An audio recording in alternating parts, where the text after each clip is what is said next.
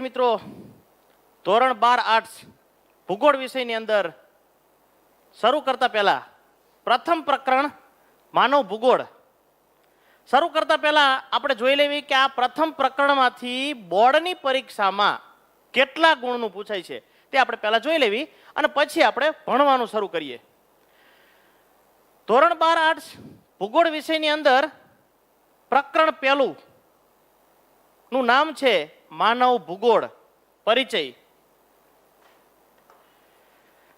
બોર્ડની પરીક્ષામાં પ્રથમ પ્રકરણમાંથી વિકલ્પવાળો એક પ્રશ્ન પૂછાય છે જેનો 1 ગુણ છે. 1-2 વાક્યનો એક પ્રશ્ન અને 3 માર્કનો એક પ્રશ્ન. આમ કુલ મળીને બોર્ડની પરીક્ષાની અંદર 5 ગુણનું બોર્ડની પરીક્ષામાં પ્રશ્ન પૂછાય છે.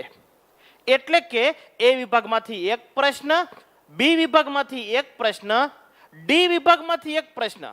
આમ મળીને કુલ બોર્ડની પરીક્ષામાં 5 ગુણનું પૂછાય છે. સરળ છે વિદ્યાર્થી મિત્રો. પાઠ નાનકડો, સારો અને યાદ રાખવા માટે પણ સરળ પાઠ છે. બહુ સારો અને મજાનો પાઠ છે. જોઈએ આપણે. બોર્ડની પરીક્ષામાં એ વિભાગમાંથી વિકલ્પવાળો એક પ્રશ્ન પૂછાય છે જેનો 1 ગુણ હોય છે, જે બોર્ડની પરીક્ષામાં પહેલા નંબરનો હોય છે. બી વિભાગની અંદર એક પ્રશ્ન 1-2 વાક્યનો હોય છે જેનો 1 ગુણ હોય છે, જે 11મા નંબરનો હોય છે. સી વિભાગમાંથી પ્રશ્ન બોર્ડની પરીક્ષામાં પાઠમાંથી પૂછાતો નથી અને ડી વિભાગની અંદર એક પ્રશ્ન 31મા નંબરનો માગ્યા મુજબ ઉત્તર પૂછાય છે, જે 3 માર્કનો હોય છે, 3 ગુણનો હોય છે. ઈ વિભાગમાંથી પ્રશ્ન પૂછાતો નથી. આમ કુલ મળીને બોર્ડની પરીક્ષામાં 5 ગુણનું પૂછાય છે. એકવાર વિદ્યાર્થી મિત્રો નોંધી લો, ત્યાર પછી આપણે પાઠની શરૂઆત કરીએ. આપણે પાઠ ભણીએ. સાદા શબ્દોમાં કહીએ સરળતાથી તો એક વિકલ્પવાળો પ્રશ્ન, MCQ જેને કહીએ છીએ 4 વિકલ્પ આપેલા હોય એવો, એક વિકલ્પવાળો, એક વાક્યનો અને એક 3 માર્કનો, એટલે કે 2 માર્કનો અને 5 માર્કનો પ્રશ્ન આ પાઠમાંથી પૂછાતો નથી. શરૂ કરીએ વિદ્યાર્થી મિત્રો. ભૂગોળ એ ખૂબ જ ઉપયોગી અને રસપ્રદ વિષય છે. બધી જગ્યાએ ભૂગોળનો ઉપયોગ થાય, ઘણી બધી જગ્યાએ ભૂગોળનો ઉપયોગ થાય. આપણે જોઈએ છીએ સૂર્યથી ગ્રહ આ કેટલો દૂર છે ને પરિક્રમણ કરતા કેટલો સમય લાગે છે ને પરિભ્રમણ કરતા કેટલો સમય લાગે છે ને ગ્રહો કેટલા છે ને ઉપગ્રહો કેટલા છે, નક્ષત્રો કેટલા છે. આ તમામ પ્રકારની વસ્તુ, પર્વતો, ઉચ્ચ પ્રદેશો, રણ પ્રદેશો, મેદાની પ્રદેશો, પૂર ને દુષ્કાળ ને ધરતીકંપ ને વરસાદ ને વાવાઝોડું ને ચક્રવાત ને વંટોળ ને સુનામી ને દરિયાના મોજા ને આવી ઘણી બધી બાબતો ભૂગોળની અંદર આવે છે. બહુ મજાનો વિષય છે, રસપ્રદ વિષય છે. આપણે ધોરણ 11 ની અંદર જે ભૂગોળ ભણતા હતા એ સામાન્ય ભૂગોળ ભણતા હતા વિદ્યાર્થી મિત્રો. એ સામાન્ય ભૂગોળની અંદર આવતું હતું જુદા જુદા પ્રકારના ગ્રહો અને પરિચય ને નિહારિકાવાદ ને એવું બધું આવતું હતું. સૂર્યમંડળ આવતું હતું, પર્વતો આવતા હતા, ઉચ્ચ પ્રદેશો આવતા હતા, રણ પ્રદેશો આવતા હતા, મેદાની પ્રદેશો આવતા હતા, ભૂમિ સ્વરૂપો આવતા હતા, સૂર્યાઘાત ને તાપમાન એવું આવતું હતું. વિદ્યાર્થી મિત્રો, આપણે ધોરણ 12 ની અંદર માનવ ભૂગોળ, માનવીના પરિપ્રેક્ષ્યની અંદર જુદા જુદા પ્રકારની ભૌગોલિક પરિસ્થિતિનો આપણે અભ્યાસ કરવાનો છે. અર્થાત જુદી જુદી ભૌગોલિક પરિસ્થિતિની અંદર માનવીનું વર્તન કેવા પ્રકારનું હોય છે તેનો આપણે અભ્યાસ કરવાનો છે. બહુ મજાનો વિષય છે. લખ્યું છે અહીંયા, ભૂગોળ એ ખૂબ જ ઉપયોગી અને રસપ્રદ વિષય છે, ઇન્ટરેસ્ટિંગ વિષય છે. તો ભૂગોળ એ પૃથ્વી વિશેનો પદ્ધતિસરનો અભ્યાસ કરતું વિજ્ઞાન છે. હવે આ પૃથ્વીનું વજન કોઈ માપવા ગયું નથી. સૂર્યથી પૃથ્વી દૂર કેટલી છે તે કોઈ મેજર પટ્ટીથી અથવા કિલોમીટર કાંટાથી કોઈ માપવા ગયું નથી. પણ પદ્ધતિસર રેડિયો એક્ટિવ કિરણ દ્વારા માહિતી મેળવવાનો કે જાણવાનો વૈજ્ઞાનિકોએ અને ભૂગોળવિદોએ પ્રયત્ન કર્યો છે. ભૂગોળ એક પદ્ધતિસરની શાખા છે, સિસ્ટમેટિકલી શાખા છે. ભૂગોળ એક પદ્ધતિસરની શાખા છે. પૃથ્વી વિશેનો પદ્ધતિસરનો અભ્યાસ કરતું શાસ્ત્ર છે, તેથી પદ્ધતિસરની શાખા છે. અહીં લખ્યું છે વિદ્યાર્થી મિત્રો, તમને દેખાય છે, માનવ ભૂગોળ એ પદ્ધતિસરના અભિગમની વિષય શાખા છે. વ્યવસ્થિત રીતે સૂર્યથી બુધ કેટલો દૂર છે, સૂર્યથી ગુરુ કેટલો દૂર છે, સૂર્યથી શનિ, યુરેનસ, નેપ્ચ્યુન, પ્લુટો કેટલો દૂર છે, એ તમામ પ્રકારની વસ્તુ ભૂગોળની અંદર આવે સામાન્ય માહિતી તરીકે. પરંતુ આ બધી માહિતી શું સાચી છે કે નથી? વિદ્યાર્થી મિત્રો, આ બધી માહિતી ભૂગોળવિદોએ અને વૈજ્ઞાનિકોએ રેડિયો એક્ટિવ કિરણના માધ્યમથી અથવા અન્ય કેટલીક વસ્તુઓના માધ્યમથી આવા પ્રકારની માહિતી મેળવવાનો પ્રયત્ન કર્યો છે. પદ્ધતિસરનો અભ્યાસ કરતું વિજ્ઞાન કયું છે? તો કે ભૂગોળ. પદ્ધતિસરનો અભ્યાસ કરતું વિજ્ઞાન કયું છે? ભૂગોળ. ટોટલ તમામ દુનિયાના કોઈ પણ વિષય લઈ લો, અર્થશાસ્ત્ર હોય કે મનોવિજ્ઞાન હોય કે ભૂગોળ હોય કે તત્વજ્ઞાન હોય કે રાજ્યશાસ્ત્ર હોય કે ઇતિહાસ હોય, પ્રાકૃતિક અને સામાજિક કોઈ પણ પ્રકારના વિજ્ઞાનો હોય, એ યથાર્થતાને જાણવી, સાચું શું છે તે જાણવા માટેનો પ્રયત્ન કરે છે. નો ધ રિયાલિટી, યથાર્થતાને જાણવી, સાચું શું છે તે જાણવા માટે, તે માહિતી મેળવવા માટે સતત પ્રયત્ન કરતા હોય છે.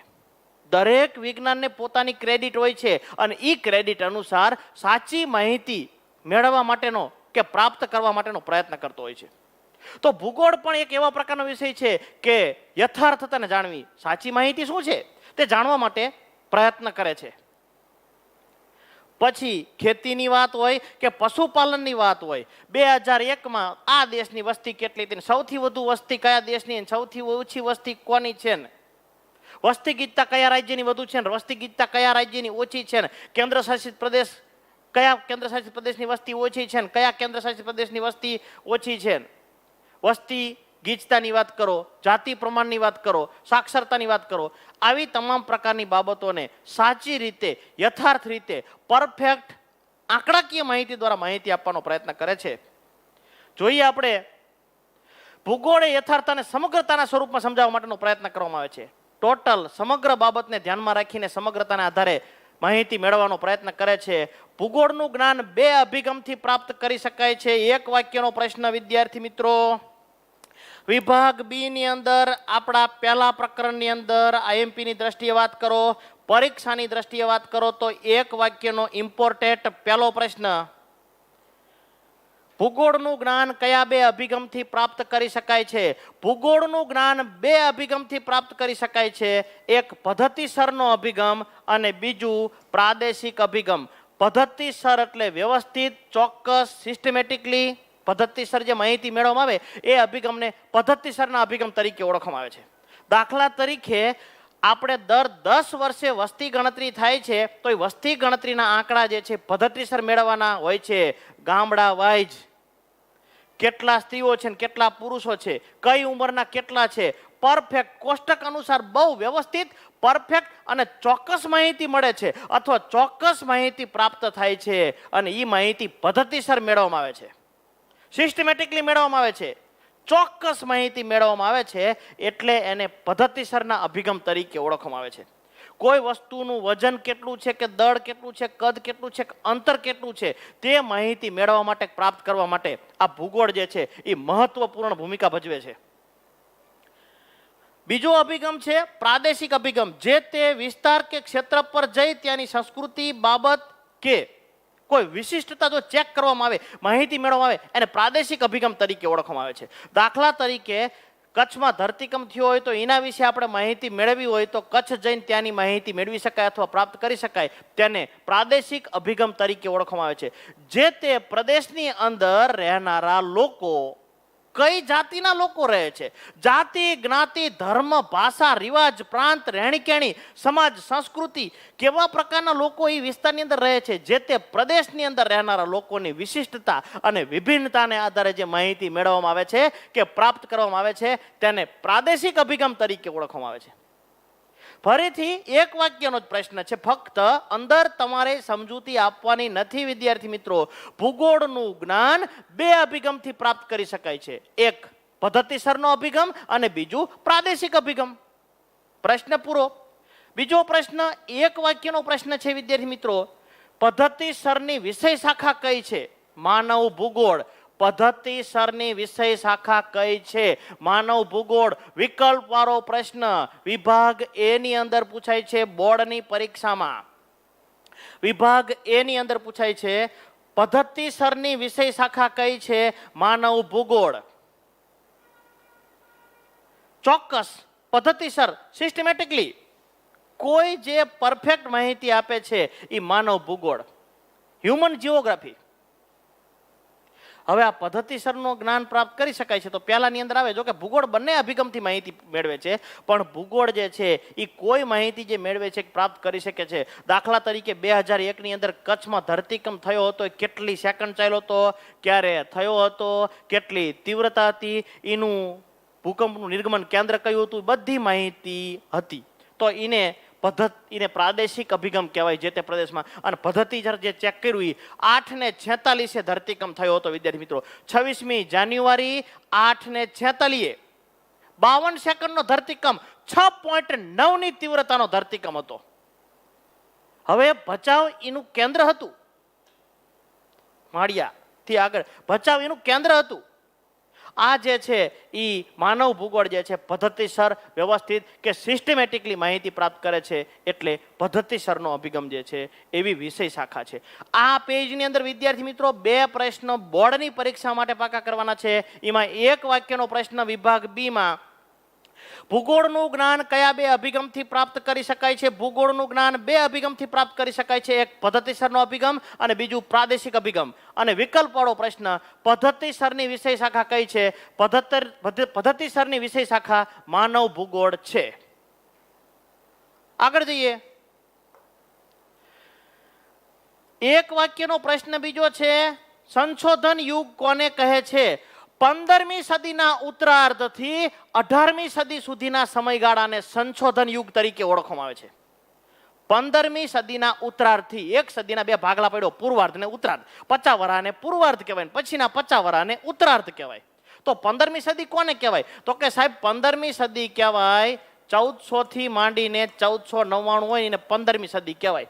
અને 18મી સદી કોને? 18મી સદી સુધીના સમયગાળાને એવું લખ્યું છે. 18મી સદી એટલે 1800ની સાલ સુધી, એટલે કે 1450 થી માંડીને 1800 સુધીનો જે સમયગાળો છે એને, એ સમયગાળાને સંશોધન યુગ તરીકે ઓળખવામાં આવે છે. સંશોધન યુગ કોને કહે છે? 1 વાક્યનો પ્રશ્ન વિદ્યાર્થી મિત્રો, 15મી સદીના ઉત્તરાર્ધથી 18મી સદી સુધીના સમયગાળાને સંશોધન યુગ કહે છે. કારણ કે આ સમયગાળા દરમિયાન અનેક નવા પ્રકારની શોધો થઈ. દાખલા તરીકે 1764ની અંદર જેમ્સ વોટે વરાળ યંત્ર શોધ્યું, અને એ વરાળ યંત્ર તમારા મારા ઘરે ઘરે છે આજે. પછી મોટરસાયકલના સ્વરૂપમાં હોય કે 4-વ્હીલના સ્વરૂપમાં હોય કે બસના સ્વરૂપમાં હોય કે ટ્રકના સ્વરૂપમાં હોય કે ટ્રેન હોય, એની અંદર પણ રેલવે એન્જિન આવે છે. જેમ્સ વોટે 1764ની અંદર વરાળ યંત્ર શોધ્યું. પ્લેનની અંદરની વાત કરો, ટ્રેનની અંદર વાત કરો, બસની અંદર વાત કરો, 4-વ્હીલમાં કે બાઇકની અંદર, અને એના દ્વારા આજે જુદા જુદા પ્રકારના વાહનો જે છે એ ચાલે છે અને એનો ઉપયોગ આપણે કરીએ છીએ. તો ત્રીજો પ્રશ્ન ક્રમમાં આપણે લઈએ તો આ પેજની અંદર પહેલો, સંશોધન યુગ કોને કહે છે? 15મી સદીના ઉત્તરાર્ધથી 18મી સદી સુધીના સમયગાળાને સંશોધન યુગ કહે છે. એટલે કે 1450, 15મી સદીમાં પછીના 50 વર્ષથી શરૂ કરીને છેક 18મી સદી સુધીના સમયગાળાને સંશોધન યુગ તરીકે ઓળખવામાં આવે છે. ભૂગોળવિદોએ અનેક પ્રકારની માહિતી મેળવીને, અનેક પ્રકારની માહિતી પ્રાપ્ત કરીને, રાત દી એક કરીને, તનતોડ મહેનત કરીને અનેક પ્રકારની નવી શોધો કરી છે, અને જુદા જુદા પ્રકારના પ્રદેશોની અંદર અનેક વિશિષ્ટતાને આધારે જીવનશૈલી, વર્તન રીતિ અને સામાજિક રિવાજોને પણ બદલવાના પ્રયત્નો કર્યા છે, અનેક પ્રકારના. તો જોઈએ આપણે, બર્નાર્ડ વેરેનિયસે શરૂઆત કેટલી કરી હતી. એની અંદર બર્નાર્ડ વેરેનિયસે માનવ ભૂગોળના 2 વિભાગો દર્શાવ્યા છે. બર્નાર્ડ વેરેનિયસે જીઓગ્રાફિયા જર્નાલિસ્ટ નામનું પુસ્તક લખ્યું. ઇમ્પોર્ટેન્ટ પ્રશ્ન છે વિદ્યાર્થી મિત્રો, આઈએમપી પ્રશ્ન છે. જીઓગ્રાફિયા જર્નાલિસ્ટ પુસ્તક કોને લખ્યું? જીઓગ્રાફિયા જર્નાલિસ્ટ પુસ્તક કોને લખ્યું?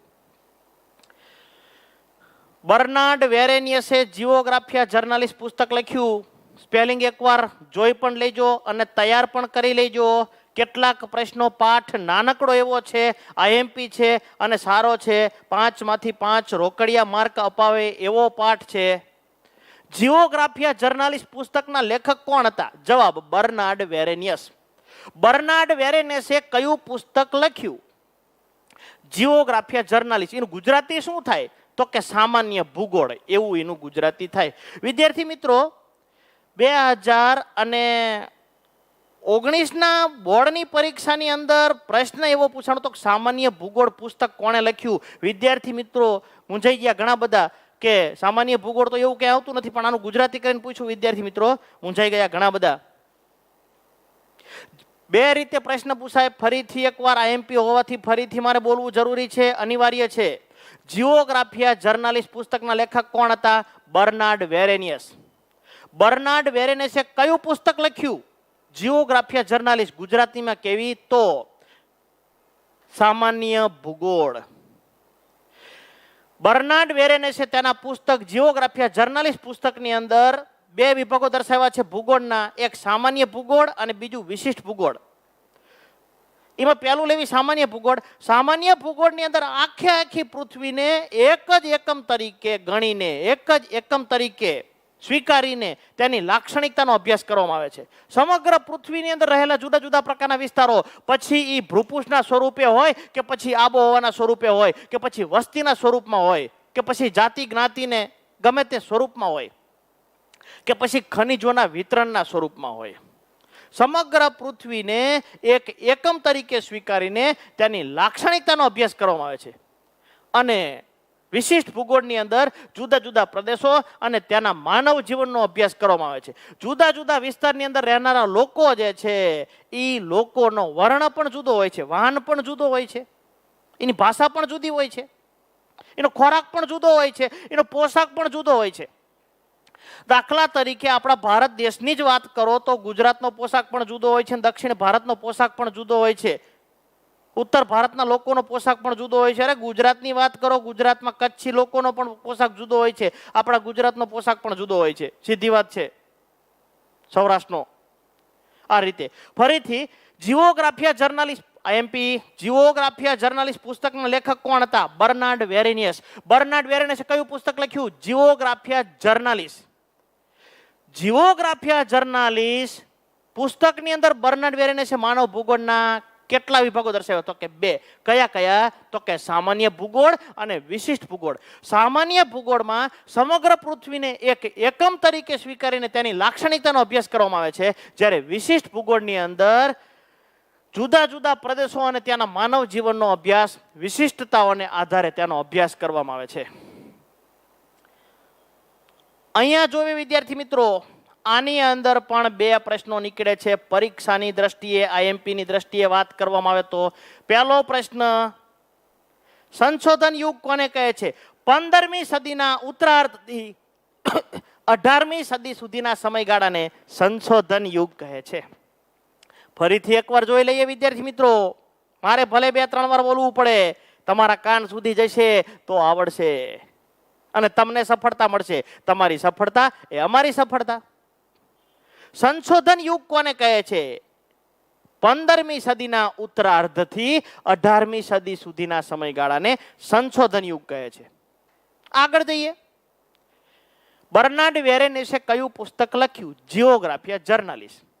જીઓગ્રાફિયા જર્નાલિસ્ટ પુસ્તક કોને લખ્યું? બર્નાર્ડ વેરેનિયસે. બર્નાર્ડ વેરેનિયસે જીઓગ્રાફિયા જર્નાલિસ્ટ પુસ્તકમાં ભૂગોળના કયા બે વિભાગો દર્શાવ્યા છે? એક સામાન્ય ભૂગોળ અને બીજું વિશિષ્ટ ભૂગોળ. ઓકે, આગળ જઈએ. માનવ ભૂગોળ કોને કહેવાય એ પહેલા ભણી લેવી આપણે. તો માનવ ભૂગોળ એટલે માનવી જે જુદા જુદા પ્રકારની પ્રવૃત્તિઓ કરે છે તે જુદા જુદા પરિપ્રેક્ષ્યની અંદર તેનો અભ્યાસ કરવામાં આવે તેને માનવ ભૂગોળ કહેવાય. ધોરણ 11 ની અંદર આપણે જે વિદ્યાર્થી મિત્રો ભૂગોળ ભણતા હતા એ સમગ્ર ભૂગોળ ભણતા હતા, સામાન્ય ભૂગોળ ભણતા હતા, પણ માનવીની જુદા જુદા પ્રકારની પ્રવૃત્તિઓને ધ્યાનમાં રાખીને આ વિશિષ્ટ લાક્ષણિકતાઓ ઉપર આધારિત જે ભૂગોળનો અભ્યાસ કરવામાં આવ્યો છે તેને માનવ ભૂગોળ તરીકે ઓળખવામાં આવે છે. આખા માનવ ભૂગોળની અંદર કેન્દ્રમાં માણસ જ છે, માનવી છે. વિકલ્પવાળો પ્રશ્ન, માનવ ભૂગોળમાં કેન્દ્ર સ્થાને કોણ છે? માનવ ભૂગોળમાં કેન્દ્ર સ્થાને માનવી છે, એટલે કે માનવ છે. માનવ ભૂગોળમાં કેન્દ્ર સ્થાને માનવી છે. વિકલ્પવાળો પ્રશ્ન, તમારા નવનીતની અંદર પણ વિકલ્પવાળો પ્રશ્ન વિદ્યાર્થી મિત્રો આપેલો જ છે. માનવીના નિવાસસ્થાનને આધારે તેની પ્રવૃત્તિ નક્કી થાય છે. માનવી કઈ જગ્યાએ રહે છે તેને આધારે તેની પ્રવૃત્તિ નક્કી થાય છે.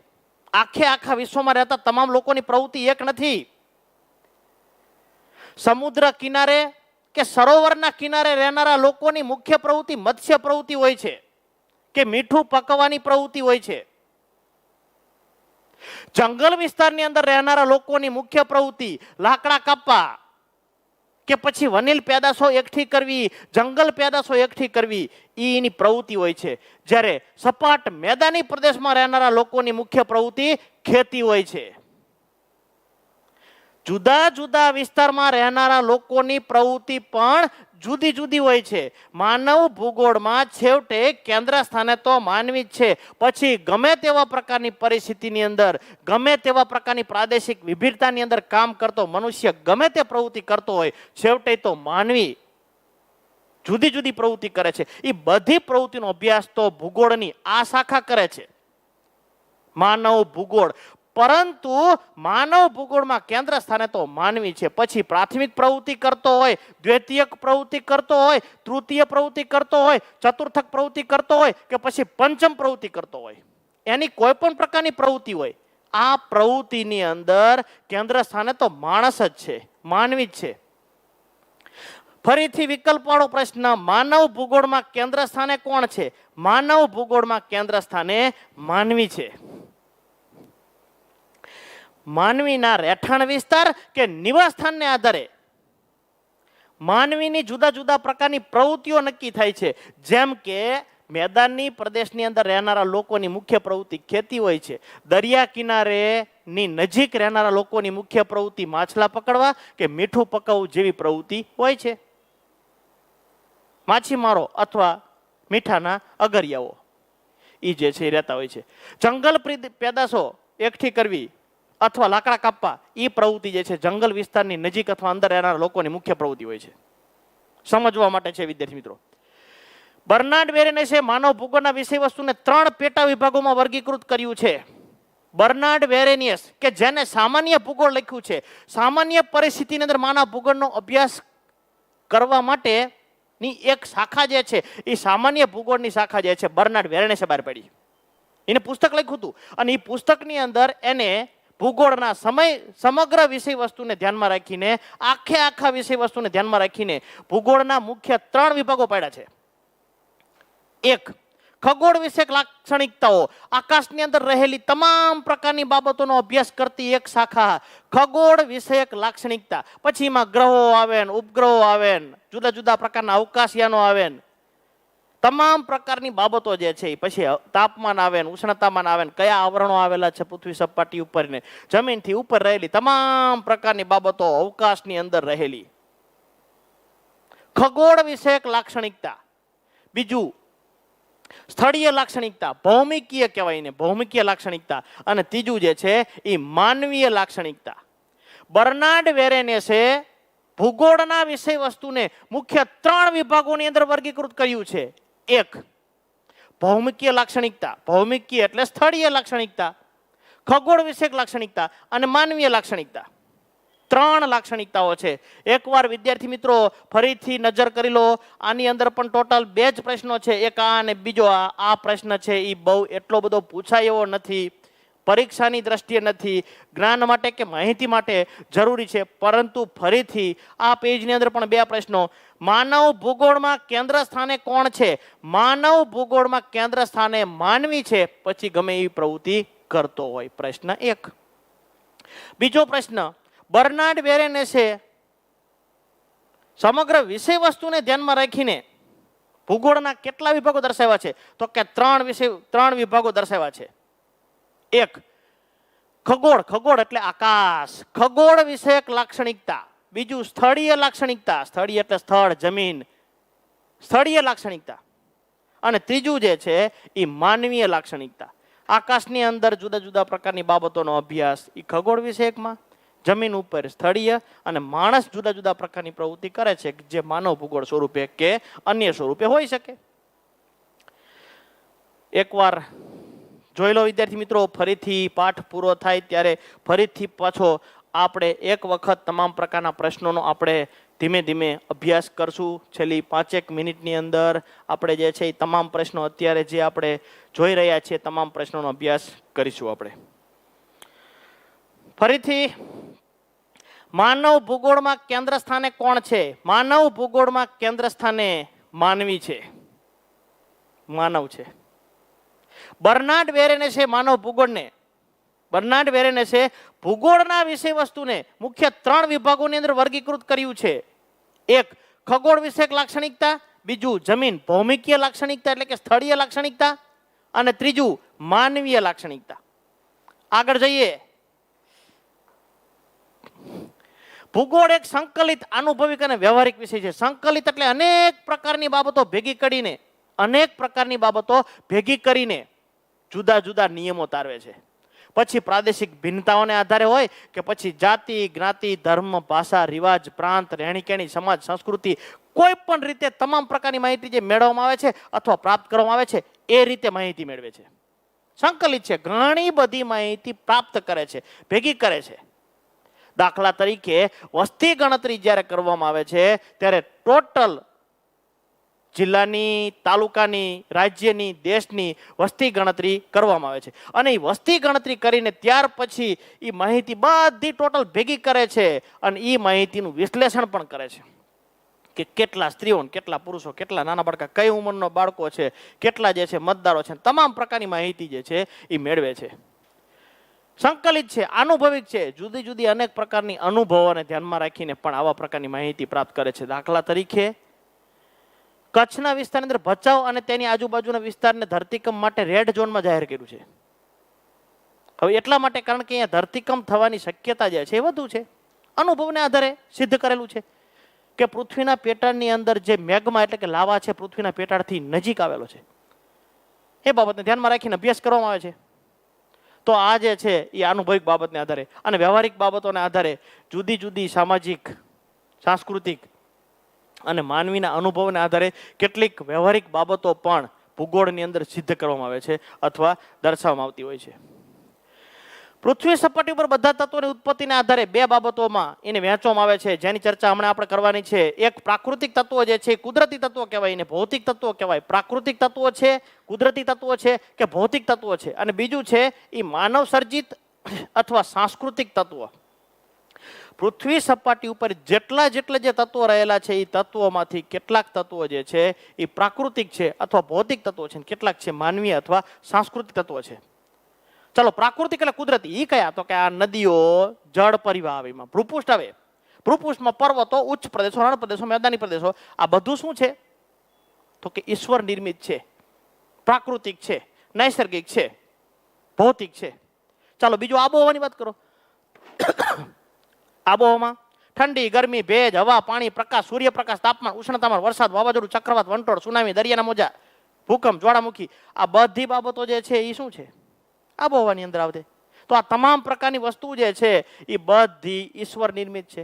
જળ પરિવાહ, જળ પરિવાહની અંદર વાત કરો તમે, ઝરણા આવે, નદી આવે, સરોવર આવે, તળાવ આવે, સાગરો આવે, મહાસાગરો આવે, જળ પરિવાહ. ખનિજોની વાત કરવામાં આવે.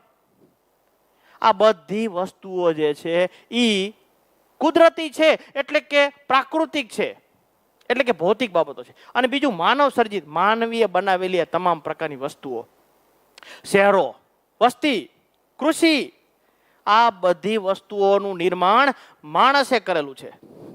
આ દુનિયાની અંદર રહેલી કોઈ પણ પ્રકારની વસ્તુને 2 વિભાગોની અંદર વિભાજિત કરી શકાય. એક ઈશ્વર નિર્મિત અને બીજું માનવ નિર્મિત. ઈશ્વર નિર્મિત વસ્તુઓને પ્રાકૃતિક કહેવાય અને માનવ નિર્મિત વસ્તુને સાંસ્કૃતિક કહેવાય. બીજા નામની દ્રષ્ટિએ વાત કરો તો પ્રાકૃતિક, પ્રાકૃતિક અથવા ભૌતિક, અને માનવ સર્જિત અથવા સાંસ્કૃતિક. આ તત્વોને આધારે ભૂગોળની 2 શાખાઓ વિકસી છે, એક પ્રાકૃતિક ભૂગોળ અને બીજું માનવ ભૂગોળ. પ્રાકૃતિક કુદરતી બાબતોનો અભ્યાસ કરનારી શાખાને પ્રાકૃતિક ભૂગોળ તરીકે ઓળખવામાં આવે છે. પ્રાકૃતિક એટલે કે કુદરતી એટલે કે નૈસર્ગિક બાબતોનો અભ્યાસ કરનારી એક શાખા છે, એ શાખાને પ્રાકૃતિક ભૂગોળ તરીકે ઓળખવામાં આવે છે. અને માનવ નિર્મિત અથવા માનવ સર્જિત કોઈ પણ બાબતોનો અભ્યાસ કરનારી શાખાને માનવ સર્જિત માનવ ભૂગોળ તરીકે ઓળખવામાં આવે છે. પરીક્ષાલક્ષી વિદ્યાર્થી મિત્રો આ નથી, પરંતુ આપણે સમજ માટે આ માહિતી છેલ્લે મેળવી હતી.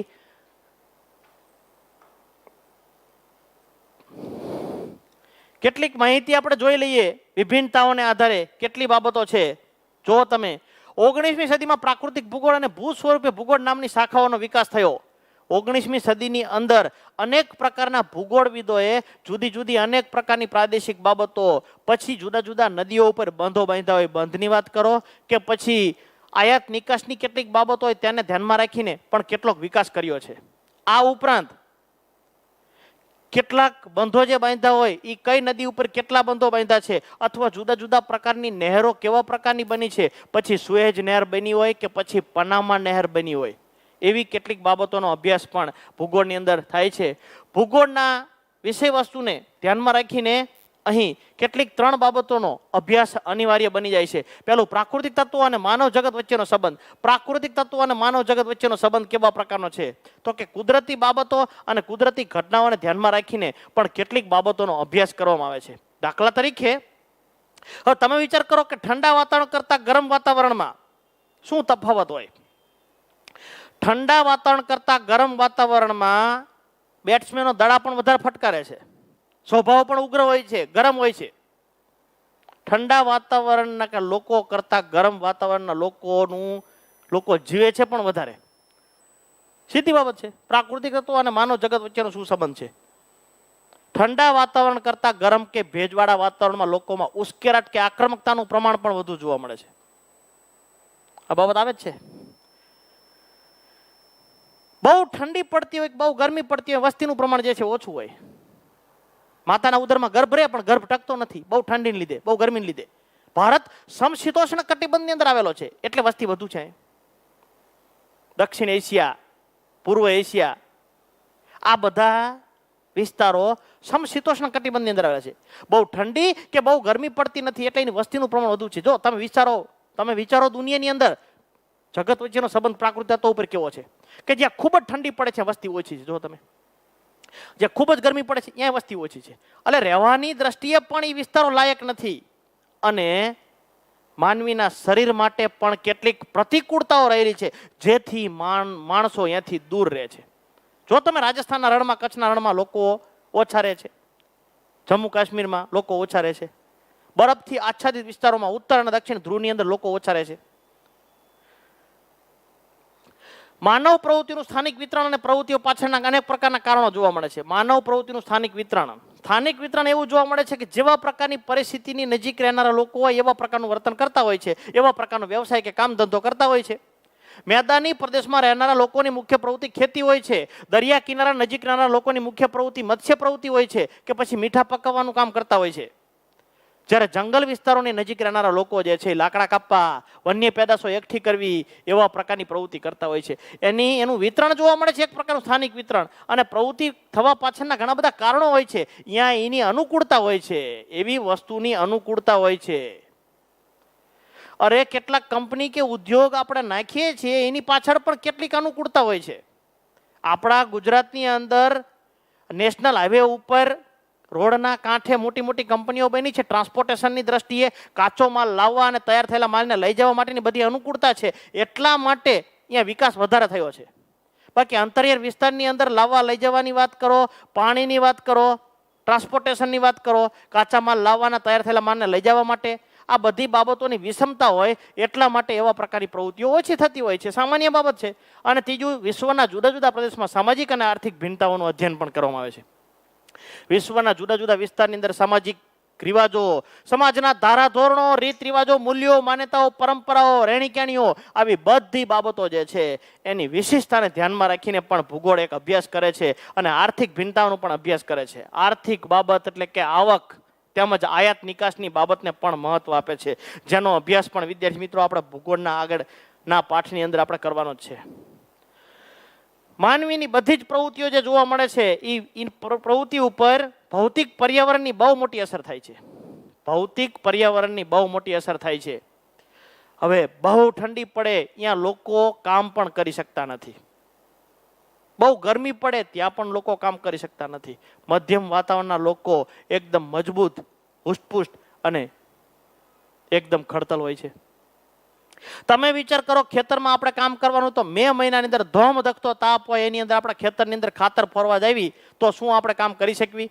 તો કે ઈ કામ કરવું આપણા માટે કઠિન છે. જ્યારે મીડિયમ વાતાવરણ હોય, બહુ ઠંડી ન હોય, બહુ ગરમી ન હોય, એવા પ્રકારનું વાતાવરણ હોય, 12 થી 37 ડિગ્રી કે 32 ડિગ્રીના તાપમાનની આજુબાજુ, 25, 27, 30 ની આજુબાજુ તાપમાન હોય, તો આપણે સરળતાથી કોઈ પણ કાર્ય કરી શકીએ છીએ.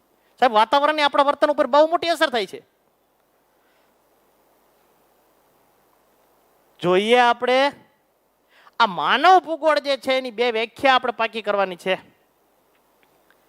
માનવ ભૂગોળ, પ્રસિદ્ધ ફ્રેન્ચ ભૂગોળવેતા, ફ્રાન્સના ભૂગોળવેતા જીન બ્રુન્સે માનવ ભૂગોળની વ્યાખ્યા આપી છે. પ્રસિદ્ધ ભૂગોળવેતા જીન બ્રુન્સ નામના એક ભૂગોળવિદે ભૂગોળની વ્યાખ્યા આપી છે. માનવ ભૂગોળ એવા બધા જ તત્વોનો અભ્યાસ કરે છે જે માનવીની ક્રિયા પ્રતિક્રિયા દ્વારા પ્રભાવિત થાય છે. માનવી જે જુદા જુદા પ્રકારની ક્રિયાઓ કરે છે અને પ્રતિક્રિયાઓ કરે છે, ઈ ક્રિયાઓ અને પ્રતિક્રિયા દ્વારા પ્રભાવિત થાય છે એવી બધી જ પ્રવૃત્તિઓ કે તમામ બાબતોનો અભ્યાસ જે છે એ માનવ ભૂગોળ કરે છે. જીન બ્રુન્સે વ્યાખ્યા આપી છે માનવ ભૂગોળની. એક વાક્યનો પ્રશ્ન છે વિદ્યાર્થી મિત્રો, વ્યાખ્યા આપણે માનવ ભૂગોળની બે વ્યાખ્યાઓ આપણે પાકી કરવાની છે કે તૈયાર કરવાની છે. ચાલો ફરીથી, જીન બ્રુન્સે આપેલી માનવ ભૂગોળની વ્યાખ્યા આપો. માનવ ભૂગોળ એવા બધા જ તત્વોનો અભ્યાસ કરે છે જે માનવીની ક્રિયા પ્રતિક્રિયા દ્વારા પ્રભાવિત થાય છે. સાદા શબ્દોમાં કહીએ તો માનવી જે કોઈ પણ પ્રકારની ક્રિયા કરે, હમણાં આપણે જોયું ખેતી કરતો હોય કે પશુપાલન કરતો હોય કે શિકાર કે જંગલ પેદાશો એકઠી કરવી કે મત્સ્ય પ્રવૃત્તિ કે જમીનમાંથી ખોદીને કાઢવાની પ્રવૃત્તિ હોય, કોઈ વસ્તુ ખનિજો પ્રાપ્ત કરવાની પ્રવૃત્તિ હોય કે પછી શિલ્પકામ હોય કે પછી કલા કારીગીરી કોઈ પણ પ્રકારની હોય, કોઈ પણ પ્રકારની પ્રવૃત્તિ કરતો હોય, કોઈ પણ પ્રકારની ક્રિયા કરતો હોય કે પ્રતિક્રિયા કરતો હોય, આવા તમામ પ્રકારની બાબતોનો અભ્યાસ જે છે એ માનવ ભૂગોળની અંદર થાય છે. સાદા શબ્દોમાં કહીએ તો માનવ ભૂગોળ એવી બધી જ બાબતોનો અભ્યાસ કરે છે કે માનવી, દુનિયામાં રહેનારો કોઈ પણ માનવી કોઈ પણ ક્રિયા પ્રતિક્રિયા કરતો હોય એવી બધી બાબતોનો અભ્યાસ માનવ ભૂગોળની અંદર થાય છે. સાદા શબ્દોમાં કહીએ વ્યાખ્યા, જીન બ્રુન્સે આપેલી માનવ ભૂગોળની વ્યાખ્યા, માનવ ભૂગોળ એવા બધા જ તત્વોનો અભ્યાસ કરે છે જે માનવીની ક્રિયા પ્રતિક્રિયા દ્વારા પ્રભાવિત થાય છે. પૂરું વ્યાખ્યા એકવાર વિદ્યાર્થી મિત્રો આ પેજની અંદર એકમાત્ર વ્યાખ્યા પાકી કરવાની છે. માનવ ભૂગોળ એવા બધા જ તત્વોનો અભ્યાસ કરે છે જે માનવીની ક્રિયા પ્રતિક્રિયા દ્વારા પ્રભાવિત થાય છે. વ્યાખ્યા અથવા પ્રશ્ન આવી રીતે પૂછાય કે જીન બ્રુન્સે આપેલી માનવ ભૂગોળની વ્યાખ્યા આપો.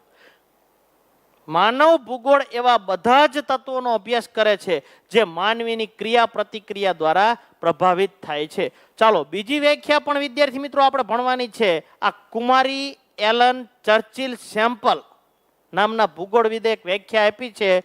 કુ એલન સેમ્પલ, કુમારી એલન ચર્ચિલ સેમ્પલ. પેજમાં 3 પ્રશ્નો છે. આઈએમપી છે, ઇમ્પોર્ટેન્ટ છે, આ અને આ બંને આઈએમપી છે. કુ એલન સેમ્પલ ભૂગોળની અંદર જે જુદા જુદા વાદો અસ્તિત્વમાં આવ્યા ને એના નિર્માતા પણ કહેવામાં આવે છે. આને હમણાં આવશે ઘડી કરીને. કુ એલન સેમ્પલે આપેલી માનવ ભૂગોળની વ્યાખ્યા આપો. તમારા ચોપડીની અંદર એક ચોખંડું બનાવેલું છે અને ઉપર લખ્યું છે કે જાણવા જેવું અથવા જાણવું ગમશે. કોષમાં નથી છતાં એકમાત્ર પ્રશ્ન પૂછાય છે પણ પાછો પરીક્ષામાં.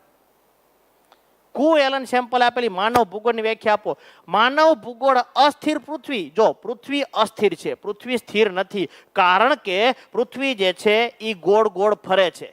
પોતાની ધરી ઉપર પૃથ્વી ફરે છે. એટલું જ નહીં, સૂર્ય ફરતી પણ ગોળ ગોળ ફરે છે. પૃથ્વી આમ પણ ફરે છે પોતાની ધરી ઉપર અને સૂર્ય ફરતી પણ પ્રદક્ષિણા કરે છે. એટલે કે પૃથ્વી જે છે એ સ્થિર નથી, અસ્થિર પૃથ્વી છે. અને એ કેટલી કલાકમાં ફરે છે તો કે સાહેબ 23.9 કલાકની અંદર, 23.9 કલાકની અંદર પૃથ્વી પોતાની ધરી ઉપર એક આંટો ફરી જાય છે. અને 365.25 દિવસની અંદર પૃથ્વી સૂર્ય ફરતો એક આંટો એટલે કે પ્રદક્ષિણા કરી નાખે છે. આથી કહેવાય કે પૃથ્વી અસ્થિર છે. અને ક્રિયાશીલ માનવી માનવી સતત પ્રવૃત્તિમય જ રહે છે, ક્રિયાશીલ જ રહે છે. આખો દિવસ સવારે વહેલો ઉઠે ત્યાંથી માંડીને સુવે ત્યાં સુધી અને સમજતો શીખે ને ત્યાંથી માંડીને મરે ત્યાં સુધી ખાલી સૂતો હોય, નિંદ્રામાં હોય, ઊંઘમાં હોય, તે સિવાય દરમિયાનની કોઈ પણ પ્રકારના પરિસ્થિતિક સમયગાળાની અંદર સતત પ્રવૃત્તિ કરતો હોય છે, સતત પ્રવૃત્તિ કરતો હોય છે. માનવ ભૂગોળ અસ્થિર પૃથ્વી અને ક્રિયાશીલ માનવી વચ્ચેના ગતિશીલ સંબંધોનું અધ્યયન છે. પરિવર્તનશીલ સંબંધોનું કહેવાય. પરિવર્તન એટલે ગતિશીલ સંબંધોનું અધ્યયન છે. બાકી કરવાની છે વિદ્યાર્થી મિત્રો આપણે વ્યાખ્યા. કુ એલન સેમ્પલે આપેલી માનવ ભૂગોળની વ્યાખ્યા આપો. કુ એલન સેમ્પલે માનવ ભૂગોળ એ અસ્થિર પૃથ્વી, પૃથ્વી સ્થિર નથી, પૃથ્વી અસ્થિર છે. પોતાની ધરી પર પણ ફરે છે અને સૂર્ય ફરતા પણ ચક્કર લગાવે છે, એટલે કે આંટા મારે છે. અર્થાત પૃથ્વી જે છે એ પરિક્રમણ પણ કરે છે અને પરિભ્રમણ પણ કરે છે. માનવ ભૂગોળ એ અસ્થિર પૃથ્વી અને ક્રિયાશીલ માનવી વચ્ચેના પરિવર્તનશીલ સંબંધોનું અધ્યયન છે. કુ એલન સેમ્પલ વ્યાખ્યા આપી છે. એક વાક્યનો પ્રશ્ન વિદ્યાર્થી મિત્રો પૂછાય, કુ એલન સેમ્પલે આપેલી માનવ ભૂગોળની વ્યાખ્યા આપો.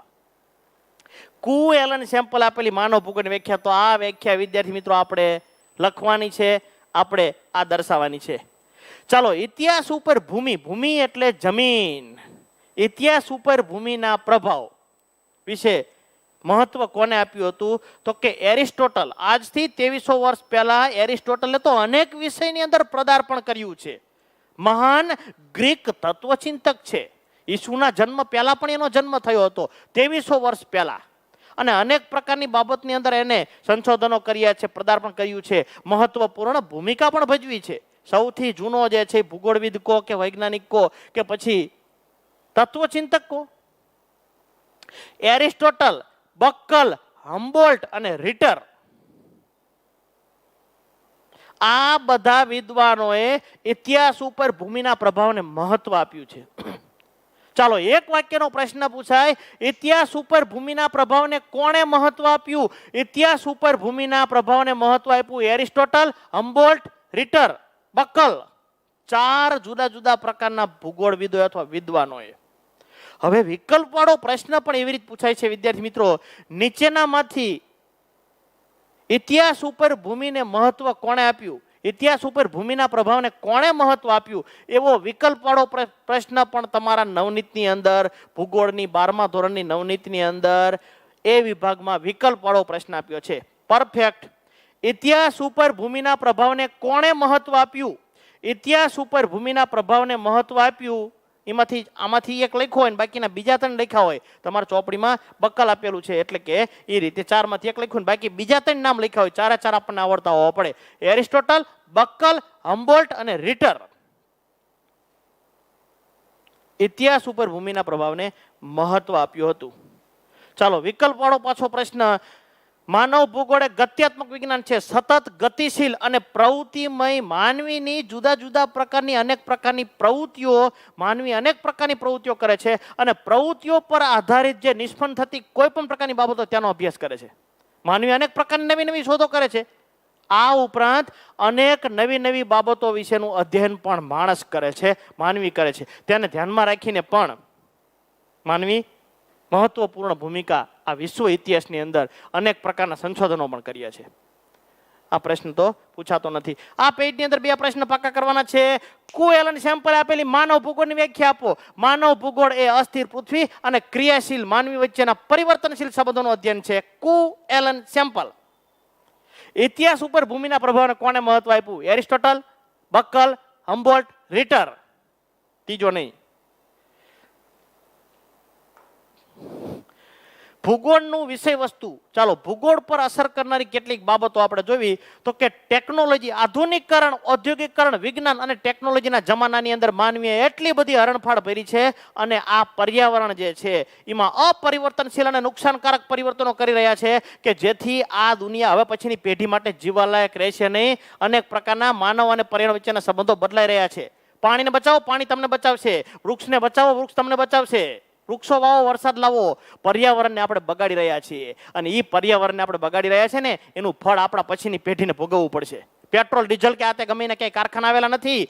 પર્યાવરણનો દુરુપયોગ આપણે કરી રહ્યા છીએ. પર્યાવરણ આપણને છોડવાનું નથી. ફરી પાછી હાંડિયા ગાડી, બળદગાડી, ઘોડાગાડી બધું આવી જવાનું છે સાહેબ. સાયકલ ચલાવતા આવડતું નથી, શીખી લેજો. મેં શીખી લીધી છે. કારણ કે પેટ્રોલ ડીઝલ જ્યાં હોય આપણે વાપરી કેટલું બધું વાપરવી છે. એને ક્યાંય કારખાના આવેલા નથી, જમીનમાંથી મળે છે. લાખો હજારો વર્ષોના પરિણામ સ્વરૂપે આપણને પેટ્રોલ પ્રાપ્ત થાય છે.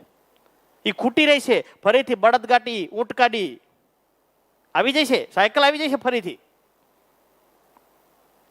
માનવ વર્તનની પર્યાવરણ પર અસર થાય છે ને પર્યાવરણની માનવ વર્તન ઉપર અસર થાય છે. અનેક પ્રકારની અસરો થાય છે. આધુનિકરણ, ઔદ્યોગિકરણ, વિજ્ઞાન અને ટેકનોલોજીના જમાનામાં જેટલી માનવીએ હરણફાળ ભરી છે, જેટલો માણસે વિકાસ કર્યો છે, હવે આવા તમામ પ્રકારના વિકાસની અસર તો પર્યાવરણ ઉપર નિષેધક અસર થઈ છે. મોટા મોટા કંપની કારખાના બનાવવા માટે વૃક્ષો કાપીને સમતળ જમીન બનાવીને કંપની કારખાના બનાવવામાં આવે છે. પાણી વધારે પડતું ઢોરી દેવામાં આવે છે. વૃક્ષો કાપી નાખવામાં આવે છે. પેટ્રોલ ડીઝલનો વધારે પડતો ઉપયોગ કરવામાં આવે છે. વાહન વ્યવહારમાંથી નીકળતો ધુમાડો, ઉદ્યોગની ચીમની, કંપની કારખાનામાંથી નીકળતો ધુમાડો, આ બધી બાબતો પર્યાવરણને નુકસાન પહોંચાડે છે. રેફ્રિજરેટરમાં વપરાતા ક્લોરોફ્લોરોકાર્બનથી ઓઝોન વાયુના પડમાં ગાબડા પડ્યા છે. આ પર્યાવરણની બહુ મોટી અસર થઈ છે. પર્યાવરણની તરેઓ બદલાય છે. રિપબ્લિક, માલદીવના 3 ટાપુઓ પાણીની અંદર જતા રહ્યા છે. આવી કેટલી બાબતોની અસર તો પર્યાવરણ ઉપર આજે પણ આપણે જોઈ રહ્યા છીએ. તાપમાન વધી રહ્યું છે, તાપમાનની તરેઓ બદલાય છે, શ્વસન તંત્ર લગતા રોગો થાય છે. માનવી પર્યાવરણ વચ્ચેનો સંબંધ અને માનવ ભૂગોળના અભ્યાસનું કેન્દ્ર બિંદુ છે. આ માનવીની જુદા જુદા પ્રકારની પ્રવૃત્તિ જે છે એ માનવનો પર્યાવરણ સાથેનો સંબંધ નિર્ધારિત કરે છે. માનવી જે જુદી જુદી અનેક પ્રકારની નિષેધક પ્રવૃત્તિઓ કરી રહ્યો છે.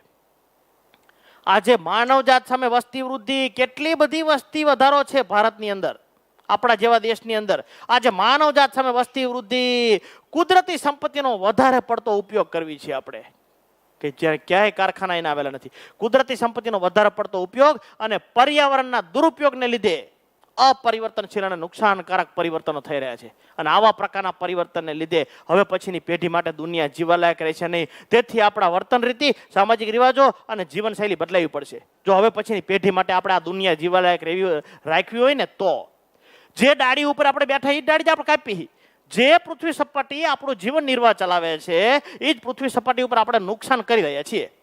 જે થાળીમાં આપણે ખાવી છીએ એ જ થાળીની અંદર આપણે ઓકવી છીએ, કોગળો કરવી છીએ. આ બાબતથી આપણે સભાન થવું પડશે. અરે જુદા જુદા પ્રદેશની અંદર તમે વાત કરો, રંગ, સ્વાસ્થ્ય, વસ્ત્ર, બધું, જાતિ, જ્ઞાતિ, ધર્મ, ભાષા, રિવાજ, પ્રાંત, રહેણીકેણી, સમાજ, સંસ્કૃતિ, બધી બાબતો જુદી જોવા મળે છે. ખોરાક, પોશાક, રહેઠાણ, તમામ પ્રકારના વિસ્તારની અંદર બધું જુદું જુદું જોવા મળે છે. रंग रूप वेशभूषा चाहे अनेक है, हिंद देश के निवासी सभी जन एक है. अरे राज्य राज्य 12 गवे बोली बदलाई જોઈ છે. બધા વિસ્તારની અંદર બધાના પોશાકો જુદા, બધાના ખોરાકો જુદા,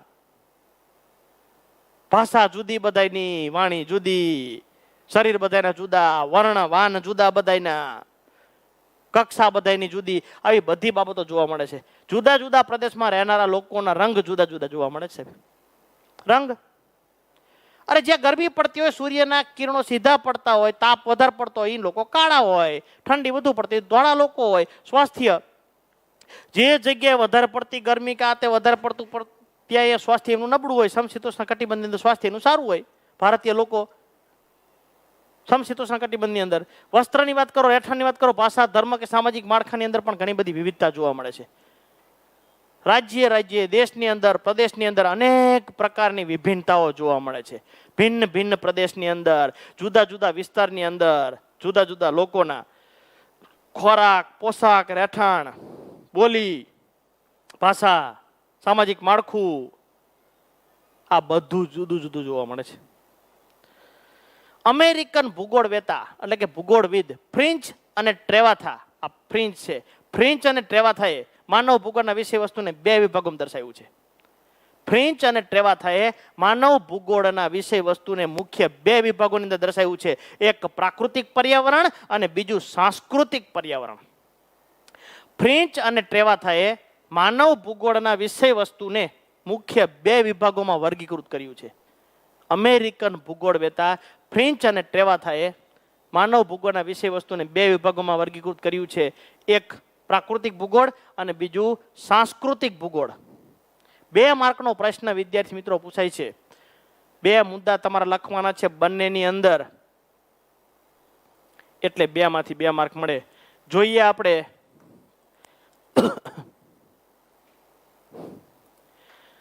પ્રાકૃતિક પર્યાવરણમાં કઈ કઈ બાબતોનો સમાવેશ થાય. પ્રાકૃતિક પર્યાવરણમાં કુદરતી, નૈસર્ગિક, પ્રાકૃતિક કે ઈશ્વર નિર્મિત બાબતોનો અભ્યાસ થાય.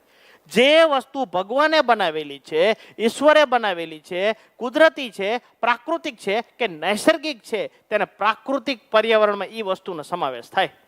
પ્રાકૃતિક પર્યાવરણની અંદર ભૂપૃષ્ઠ, ભૂપૃષ્ઠ એટલે આ પૃથ્વી સપાટીની જમીન બધી જગ્યાએ હરખી નથી. ક્યાંક પર્વતો છે, ક્યાંક ઉચ્ચ પ્રદેશો છે, ક્યાંક રણ પ્રદેશો છે, ક્યાંક મેદાની પ્રદેશો છે, ક્યાંક ખીણ છે, ક્યાંક ફાટખીણો છે, ક્યાંક એ બધી વસ્તુને ભૂપૃષ્ઠ કહેવાય. ભૂપૃષ્ઠમાં પૃથ્વી સપાટી ઉપર રહેલ વિસ્તાર કેવો છે? પર્વતો, ઉચ્ચ પ્રદેશો, રણ પ્રદેશો, મેદાની પ્રદેશો, ખીણો, ફાટખીણો વગેરે કેટલીક બાબતો ભૂપૃષ્ઠમાં આવે. ચાલો, જળ પ્રણાલીની અંદર શું આવે? જળ પ્રણાલીની અંદર તો કે જળ પ્રણાલીની અંદર નહેરો આવે, ઝરણા આવે, નદી આવે, સરોવરો આવે, તળાવો આવે, સાગરો આવે, મહાસાગરો આવે, પાણીવાળી બધી વસ્તુ એની અંદર આવે. ચાલો, જમીનની અંદર શું આવે? કાળી જમીન આવે, રેતાળ જમીન આવે, કાંપની જમીન આવે, આ બધી જમીનના પ્રકારો. ચાલો, વનસ્પતિની અંદર તો કે પૃથ્વી સપાટીની અંદર અનેક પ્રકારની વનસ્પતિઓ, અનેક પ્રકારના વૃક્ષો આવેલા છે, એ બધી વસ્તુ આની અંદર આવે. ચાલો, ખનિજો, પૃથ્વી સપાટી ઉપર 104 પ્રકારના ખનિજો છે, ને એક કરતા બીજું ખનિજ પાછું ભેગું થાય બીજા કેટલાય પ્રકારો પડે. જેવી રીતે રંગના પ્રકારો ટોટલ 6 જ છે: કાળો, ધોળો, લાલ, પીળો, વાદળી અને કાળો. આટલા કલર છે, એમાંથી એક કરતા વધારે કલરના મિશ્રણથી બીજો કલર બને. એવી રીતે પૃથ્વી સપાટી પર ટોટલ 104 પદાર્થો આવેલા છે, જે આપણે વિજ્ઞાનની અંદર ભણતા આવ્યા છીએ. એમાંથી અનેક પ્રકારના પદાર્થો, અનેક પ્રકારના ખનિજો જે છે એ પ્રાપ્ત થાય છે આપણને. અને આબોહવા એટલે ઠંડી ને ગરમી ને ભેજ ને હવા ને પાણી ને પ્રકાશ ને સૂર્યપ્રકાશ ને આ બધી વસ્તુ, તાપમાન ને ઉષ્ણતામાન, એ બધી વસ્તુ. આવી વસ્તુ જે છે કુદરતી તત્વોનો સમાવેશ થાય છે. પ્રાકૃતિક પર્યાવરણમાં કઈ કઈ બાબતોનો સમાવેશ થાય છે એવો એક વાક્યનો પ્રશ્ન વિદ્યાર્થી મિત્રો પૂછાઈ શકે. પ્રાકૃતિક પર્યાવરણમાં કઈ કઈ બાબતોનો સમાવેશ થાય, અથવા વિકલ્પવાળો પ્રશ્ન વિદ્યાર્થી મિત્રો એવો પૂછે છે કે નીચેનામાંથી પ્રાકૃતિક પર્યાવરણનું કયું તત્વ નથી, અથવા નીચેનામાંથી પ્રાકૃતિક પર્યાવરણનું કયું તત્વ છે.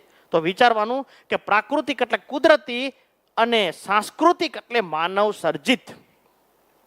ચાલો, પ્રાકૃતિક પર્યાવરણની અંદર ભૂપૃષ્ઠ આવે, જળ પ્રણાલી આવે, જમીન આવે, વનસ્પતિ આવે, ખનિજો આવે, આબોહવા વગેરે બાબતોનો સમાવેશ થાય છે. વગેરે કુદરતી તત્વોનો સમાવેશ થાય છે. પ્રાકૃતિક એટલે કુદરતી. ચાલો, આનાથી વિરુદ્ધ સાંસ્કૃતિક પર્યાવરણ. સાંસ્કૃતિક પર્યાવરણમાં વસ્તી, વસાહતો, આ વસાહતો લખ્યું છે, વસ્તી, વસાહતો.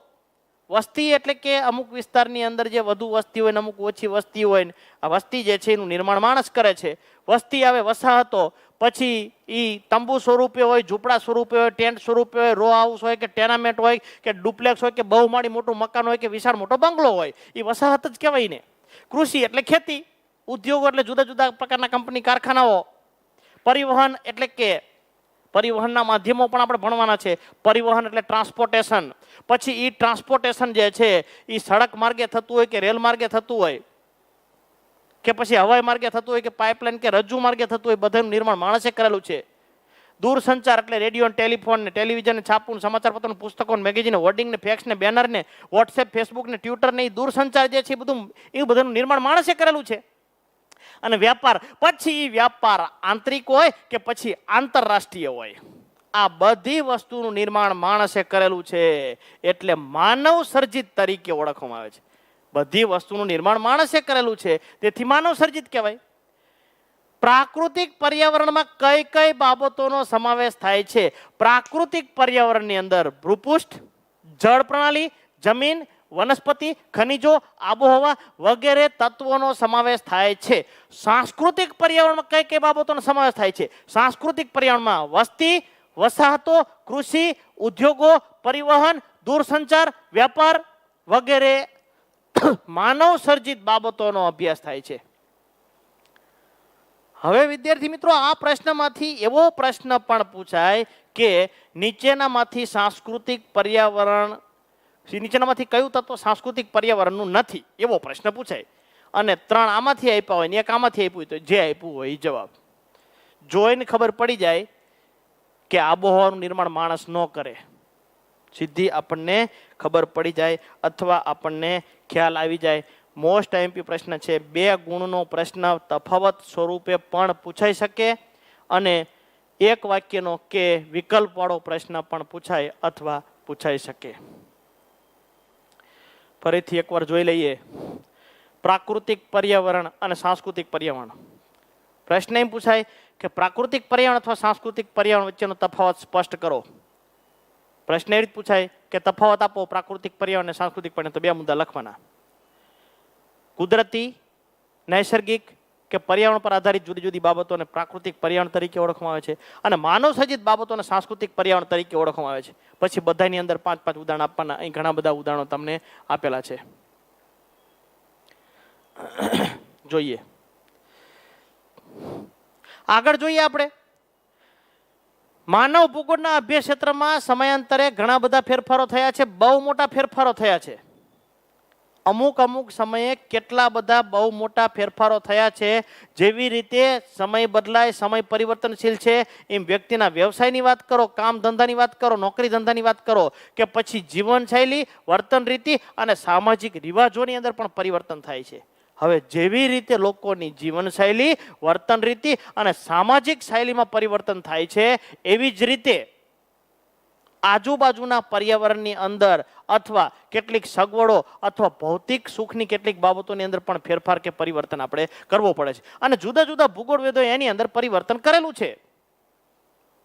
20મી સદીની શરૂઆતમાં સાંસ્કૃતિક અને આર્થિક પાસા પર વધારે મહત્વ આપવામાં આવતું હતું. આપણને ખબર છે 1900ની સાલથી માંડીને છે 1999 સુધી, 2000ની સાલ સુધી સાંસ્કૃતિક અને આર્થિક પાસા ઉપર વધારે મહત્વ આપવામાં આવતું હતું. ખ્યાલ છે આપણને? બરાબર. સાંસ્કૃતિક પાસા ઉપર કલા, શિલ્પ, સ્થાપત્ય, અનેક પ્રકારના કલાકારો એવા હોય કે પછી અભિનેતાઓ, અભિનેત્રીઓ, ખેલાડીઓ, રમતવીરો ગમે એવા હોય, એ પોતાની કલા કારીગરી રજૂ કરીને પૈસા કમાતા હતા. આ હકીકત છે. પછી એ સચિન તેંડુલકર હોય કે પછી કપિલ દેવ હોય કે પછી કોઈ અભિનેતા હોય, આમિર ખાન હોય, અમિતાભ બચ્ચન હોય, સલમાન ખાન હોય, શાહરૂખ ખાન હોય, પોતાની કળા રજૂ કરીને, પછી વાંસળી વાદક હોય કે પછી કોઈ રમતવીર હોય, દોડવીર હોય, ચેસનો રમવાવાળો વ્યક્તિ વિશ્વનાથન આનંદ હોય, એ પોતાની કળાને આધારે પૈસા કમાનાર બન્યા હતા. 20મી સદીની શરૂઆતમાં સાંસ્કૃતિક અને આર્થિક પાસા પર વધારે મહત્વ આપવામાં આવ્યું હતું. હવે જે છે એ ટેકનોલોજી કે ટેકનિકલ બાબતને અને નિષેધક બાબતને પણ મહત્વ આપવામાં આવ્યું છે. વાયરસની પરિસ્થિતિ આવે છે, કોકના કોમ્પ્યુટર હેંગ કરીને પણ પૈસા કમાવાની બાબતો પણ જોવા મળે છે, બ્લેકમેલ કરીને પણ પૈસા કમાવાની બાબત પણ જોવા મળે છે. આવી બાબતની અંદર આજે પરિવર્તન થયું છે.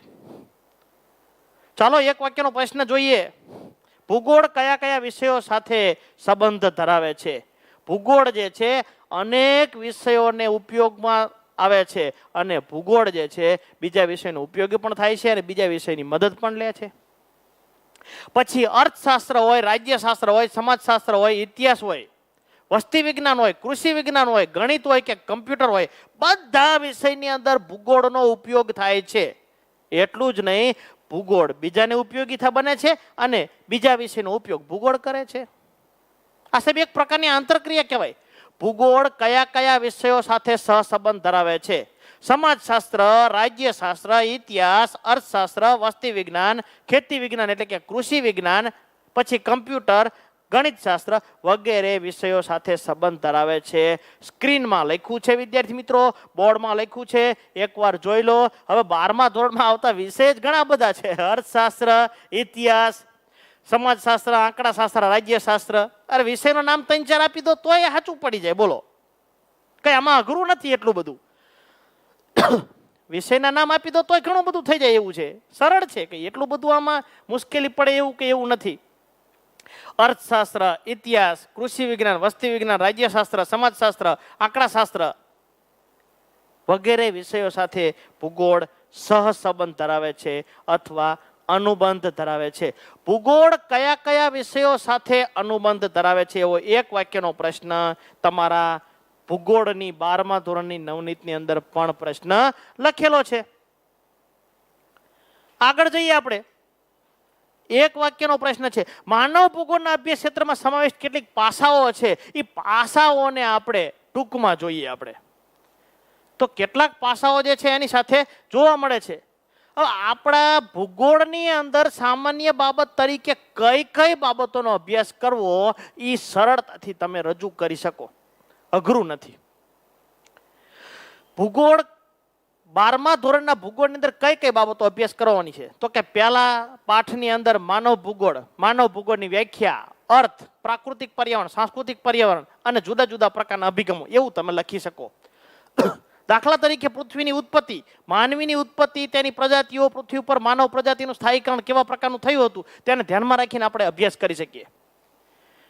આપણો ભૂગોળની અંદર પણ આગળ જઈએ આપણે તો કે આપણો બીજો પાઠ કયો છે? તો કે માનવ વસ્તી છે. તો એના વિશે એક લીટી લખો, હાલો ગમે એ સરળતાથી લઈ શકો. માનવ વસ્તી ગીચતા, વધુ વસ્તી ધરાવતા પ્રદેશો, ઓછી વસ્તી ધરાવતા પ્રદેશો, સાક્ષરતા આવે, વય આવે, લિંગ પ્રમાણ, ભાષાકીય માળખું, શહેરી અને ગ્રામ્ય વસ્તી અને માનવ વિકાસ. મુદ્દો તમે ગમે તે કહી શકો. પછી આપણો ત્રીજો ને ચોથો પાઠ છે, દાખલા તરીકે પ્રાથમિક પ્રવૃત્તિ, દ્વિતીયક પ્રવૃત્તિ, તૃતીય પ્રવૃત્તિ, ચતુર્થક પ્રવૃત્તિ અને પંચમ પ્રવૃત્તિ કહી શકો તમે. આ લખ્યું, પ્રાથમિક, દ્વિતીય, તૃતીય, ચતુર્થક અને પંચમ પ્રવૃત્તિ. પૃથ્વી સપાટી ઉપર રહેલી કોઈ પણ પ્રકારની બાબતો જે આપણે ગમે તે લઈ શકવી. ભૂપૃષ્ઠની અંદર પર્વતો, ઉચ્ચ પ્રદેશો, રણ પ્રદેશો, મેદાની પ્રદેશો એની અંદર આવે, સાગરો આવે, મહાસાગરો આવે, એ બધી બાબતોનો અભ્યાસ. આ ઉપરાંત જુદા જુદા શહેરો અને ગ્રામ્ય વિસ્તારના લોકો કેવા પ્રકારની પરિસ્થિતિમાં રહે છે એનો પણ અભ્યાસ ભૂગોળની અંદર અભ્યાસ સરળતાથી થઈ શકે. આ ઉપરાંત મધ્યક, મધ્યસ્થ, બહુલક, પ્રસારમાન અને સહસંબંધ જેવી બાબતોનો પણ અભ્યાસ આપણા 11મા પાઠની અંદર આવશે. એ લીટી પણ લખી શકો. માનવ ભૂગોળની લાક્ષણિકતાઓ તરીકે અનેક પ્રકારની પ્રવૃત્તિઓ જોવા મળે છે. ખેતી, પશુપાલન, શિકાર, જંગલ પેદાશો એકઠી કરવી, મત્સ્ય પ્રવૃત્તિ, ખનન પ્રવૃત્તિ વગેરે માનવી અનેક પ્રકારની પ્રવૃત્તિઓ કરે છે. આ ઉપરાંત અનેક પ્રકારની કેટલીક ટેકનિકલ કે ટેકનોલોજીકલ બાબતને આધારે પણ માણસ અભ્યાસ કરે છે અને તેની વિશેષતાઓને ધ્યાનમાં રાખીને પૈસા કમાય છે. અનેક પ્રકારના સામાજિક અને સાંસ્કૃતિક સંગઠનો જોવા મળે છે કે એવા સામાજિક અને સાંસ્કૃતિક સંગઠનો જે તમને અને મને મદદ કરે છે. ક્યાં તમે વિચાર કરો, અનાથાશ્રમ, વૃદ્ધાશ્રમ, બાળ સંભાળ કેન્દ્ર,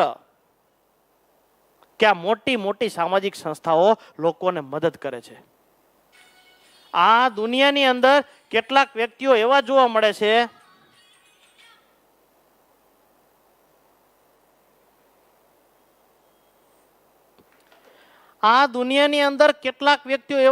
છે કે પોતાની કલા કારીગીરી રજૂ કરીને સરળતાથી પૈસા કમાઈ શકે છે.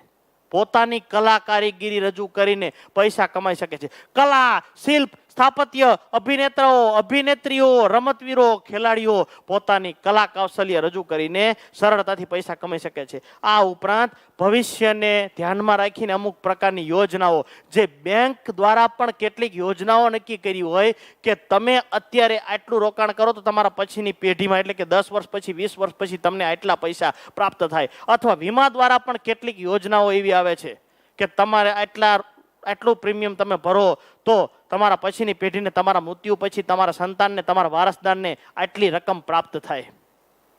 સાદા શબ્દોમાં કહીએ તો માનવ ભૂગોળ અનેક પ્રકારના તત્વો અને અનેક પ્રકારની બાબતોનો અભ્યાસ કરે છે. માનવ ભૂગોળની અંદર માનવી દ્વારા થતી કોઈ પણ કે તમામ પ્રવૃત્તિઓનો અભ્યાસ માનવ ભૂગોળની અંદર થાય છે. સાદા શબ્દોમાં કહીએ તો પૃથ્વી સપાટી ઉપર માનવી રહે છે અને જે જુદા જુદા પ્રકારની પ્રવૃત્તિ કરે છે એ તમામ પ્રકારની પ્રવૃત્તિઓ જે છે એ માનવી દ્વારા થતી નિર્ધારિત પ્રવૃત્તિનો અભ્યાસ માનવ ભૂગોળની અંદર કરવામાં આવે છે. વિદ્યાર્થી મિત્રો, આપણે આ માનવ ભૂગોળના જુદા જુદા અભિગમો આપણે ભણવાના છે. 5 અભિગમો આપણે ભણીને એની ટૂંકમાં તુલના કરવાની છે અને એ પ્રશ્ન જે છે એ બોર્ડની પરીક્ષામાં 3 માર્કનો પ્રશ્ન પૂછાય છે. તો જુદા જુદા પ્રકારના અભિગમો ભણતા પહેલા આપણે કાર્યો ભણી લેવી. માનવ ભૂગોળના કાર્યો કેટલા છે? તો કે 3 છે. 3 માર્કનો પ્રશ્ન આ રીતે પૂછાય. માનવ ભૂગોળના કાર્યો જણાવો. તો માનવ નિર્મિત ઘટનાઓનું સ્થિતિ સંબંધી વિશ્લેષણ. ચાલો, માનવ નિર્મિત ઘટના એટલે માણસ દ્વારા નિર્માણ પામેલી કોઈ પણ પ્રકારની બાબતો, માણસ દ્વારા બનેલી કે માણસ દ્વારા નિર્માણ પામેલી કોઈ પણ પ્રકારની બાબતો જે છે એને માનવ ભૂગોળની એનો સમાવેશ થાય છે. અહીં માનવ વસ્તી અને તેની વિશેષતાઓ. માનવ વસ્તી, અમુક વિસ્તારમાં વસ્તી વધુ હોય છે તો અમુક વિસ્તારમાં વસ્તી ઓછી હોય છે. દાખલા તરીકે ઉદાહરણ લઈ લો, ભારતની અંદર તો ભારતના કેટલાક વિસ્તારો એવા છે, દિલ્હી અને મુંબઈ જેવા વિસ્તારો એટલા છે કે આ વસ્તી ખૂબ જ છે. દિલ્હીની વસ્તી ગીતતા 11,297 છે, જ્યારે અરુણાચલ પ્રદેશની વસ્તી ગીતતા ખાલી 17 જ છે. એવી રીતે અમુક વિસ્તારની અંદર વસ્તીની વિભિન્નતાઓ જોવા મળે છે, માનવ વસ્તી અને એની વિશેષતાઓ જોવા મળે છે. જ્યારે કલા, કૌશલ્યો અને તેમના વિસ્તરણ આધારિત કેટલીક બાબતો પણ સંકળાયેલી છે. કલા, શિલ્પ, સ્થાપત્ય, આ તમામ પ્રકારની બાબતને આધારે તેમની પ્રવૃત્તિઓ પણ જુદી જોવા મળે છે. કાર્યો, પહેલું એની અંદર કે માનવ નિર્મિત ઘટનાઓનું સ્થિતિ સંબંધી વિશ્લેષણ પહેલું. બીજું, પારિસ્થિતિક વિશ્લેષણ. જુદા જુદા પ્રદેશની અંદર રહેનારા લોકોની પ્રવૃત્તિ તો જુદી જુદી હોય છે, એની વર્તન રીતિ, જીવનશૈલી અને સામાજિક રિવાજો પણ જુદા જુદા હોય છે. જે જોયું આપણે, દરિયા કિનારે નજીક રહેનારા લોકોની મુખ્ય પ્રવૃત્તિ મત્સ્ય પ્રવૃત્તિ હોય છે અથવા મીઠા પકવવાની પ્રવૃત્તિ હોય છે. અરે જંગલ વિસ્તારના નજીક રહેનારા લોકોની મુખ્ય પ્રવૃત્તિ જે છે લાકડા કાપવા અથવા જંગલ પેદાશો એકઠી કરવાની હોય છે. જ્યારે મેદાની વિસ્તારમાં રહેનારા લોકોની મુખ્ય પ્રવૃત્તિ ખેતી હોય છે કે પછી પશુપાલન હોય છે. ઓહો, પારિસ્થિતિક વિશ્લેષણ, જુદી જુદી પરિસ્થિતિના આધારે તેનું વિશ્લેષણ કરી શકાય છે. અહીં કોઈ એક ભૌગોલિક પ્રદેશમાં માનવી અને તેના પર્યાવરણ સાથેના કેવા પ્રકારના સંબંધો છે તેને મહત્વ આપવામાં આવે છે અથવા પ્રાધાન્ય આપવામાં આવે છે. લઈ લો કોઈ એક વિસ્તાર દાખલા તરીકે, અને એને ધ્યાનમાં રાખીને એ વિસ્તારનું વિશ્લેષણ કરવામાં આવે છે. પહેલું માનવ નિર્મિત ઘટનાઓનું સ્થિતિ સંબંધી વિશ્લેષણ, બીજું પારિસ્થિતિક વિશ્લેષણ અને ત્રીજું પ્રાદેશિક સમન્વય. એક જ્ઞાતિના લોકો અથવા એક પ્રદેશના લોકો બીજી જગ્યાએ રહેવા માટે જાય તો એની સાથે ભળી જાય, એની સાથે સમન્વય જોવા મળે છે, સંકલન સાધી લે છે. દાખલા તરીકે ભારતના લોકો બીજા કોઈ દેશની અંદર કે બીજા કોઈ પ્રદેશમાં જ્યારે રહેવા જાય છે ત્યારે અહીંયા અનુકૂળતા સાધી લે છે, સેટ થઈ જાય છે. અને સેટ થઈ જાય ને એને સમન્વય સાધ્યો કહેવાય. દાખલા તરીકે ગામડામાંથી રહેવા આવેલો નવો વેપારી મકાન અને દુકાન બંને એક જગ્યાએ લે છે અને સમય, શક્તિ અને ખર્ચનો બચાવ કરે છે. લઈ લો ઉદાહરણ, એક ગામડાની અંદર એક વેપારી હતો અને એને નાની એવી દુકાન હતી, એક કરિયાણાની દુકાન હતી, નાનો એવો જનરલ સ્ટોર હતો. પતિ, પત્ની અને એના 2 બાળકો રહેતા હતા. 4 વ્યક્તિઓ રહેતા હતા અને નાની એવી દુકાન, જનરલ સ્ટોર, અને એને આધારે એનું ભરણ પોષણ થતું. છોકરા મોટા થયા ને એક છોકરો 10મા ધોરણમાં આવ્યો અને બીજો છોકરો 12મા ધોરણમાં આવ્યો. વિચાર કર્યો કે આ છોકરા આપણા હોશિયાર છે, જો ગામડે ભણશે તો બરાબર રીતે ભણી નહીં શકે, તેથી આપણે બાજુના સિટીમાં જવી, સુરેન્દ્રનગર જેવું, અમદાવાદ, વડોદરા કે પછી રાજકોટ જેવું સિટી હતું નજીકના વિસ્તારમાં, અને સિટીમાં રહેવા માટે જ્યાં મકાન ભાડે રાખ્યું અને 2 છોકરાના એડમિશન સારી સ્કૂલમાં લઈ લીધા, 2 જગ્યાએ ફી ભરી દીધી, માલ સામાન ગોઠવી નાખ્યો અને રહેવા માંડ્યા. 4-5 દિવસ પછી વિચાર આવ્યો કે અહીંયા આપણે આ ફી તો ભરશું, છોકરાનો ખર્ચો થાય છે, ટ્યુશન બંધાય કે એ ખર્ચો થાય છે, હવે આપણે ધંધો કયો કરશું? આપણે ક્યાં બાપ દાદાની મિલકત છે અથવા કોઈ કામ ધંધા વેપાર ધંધો છે આપણે તો આ કરશું શું આપણે?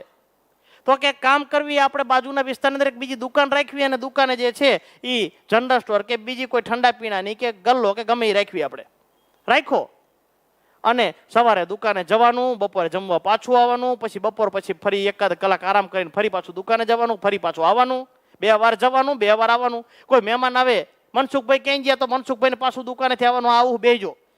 પણ જો કોઈ વ્યક્તિ જે છે એ વ્યવહારિક બુદ્ધિવાળો જો વ્યક્તિ હશે ને તો મકાન અને દુકાન બંને એક જગ્યાએ લે છે. પરિવહનનો ખર્ચો બચી જશે, 2 ભાડા નહીં ભરવા પડે, 2 લાઇટ બિલ નહીં ભરવા પડે અને દુકાન જે છે એ 24 કલાક ખુલ્લી રહે. આ રીતે પ્રાદેશિક સમન્વય, આંતરિક રચનાને આધારે જે છે એ કોઈ પણ પ્રકારની પરિસ્થિતિની અંદર સમાયોજન સાધી લે છે, અનુકૂળતા સાધી લે છે. ભારતમાંથી બીજા દેશની અંદર રહેવા ગયેલો વ્યક્તિ જે છે ને એ ભાષાની દ્રષ્ટિએ, રહેણી કહેણી, વર્તન રીતિ કે જીવનશૈલીની દ્રષ્ટિએ કોઈ પણ પ્રકારના પરિસ્થિતિની અંદર બની જાય છે, એટલે કે સમાયોજન સાધી લે છે, સેટ થઈ જાય છે.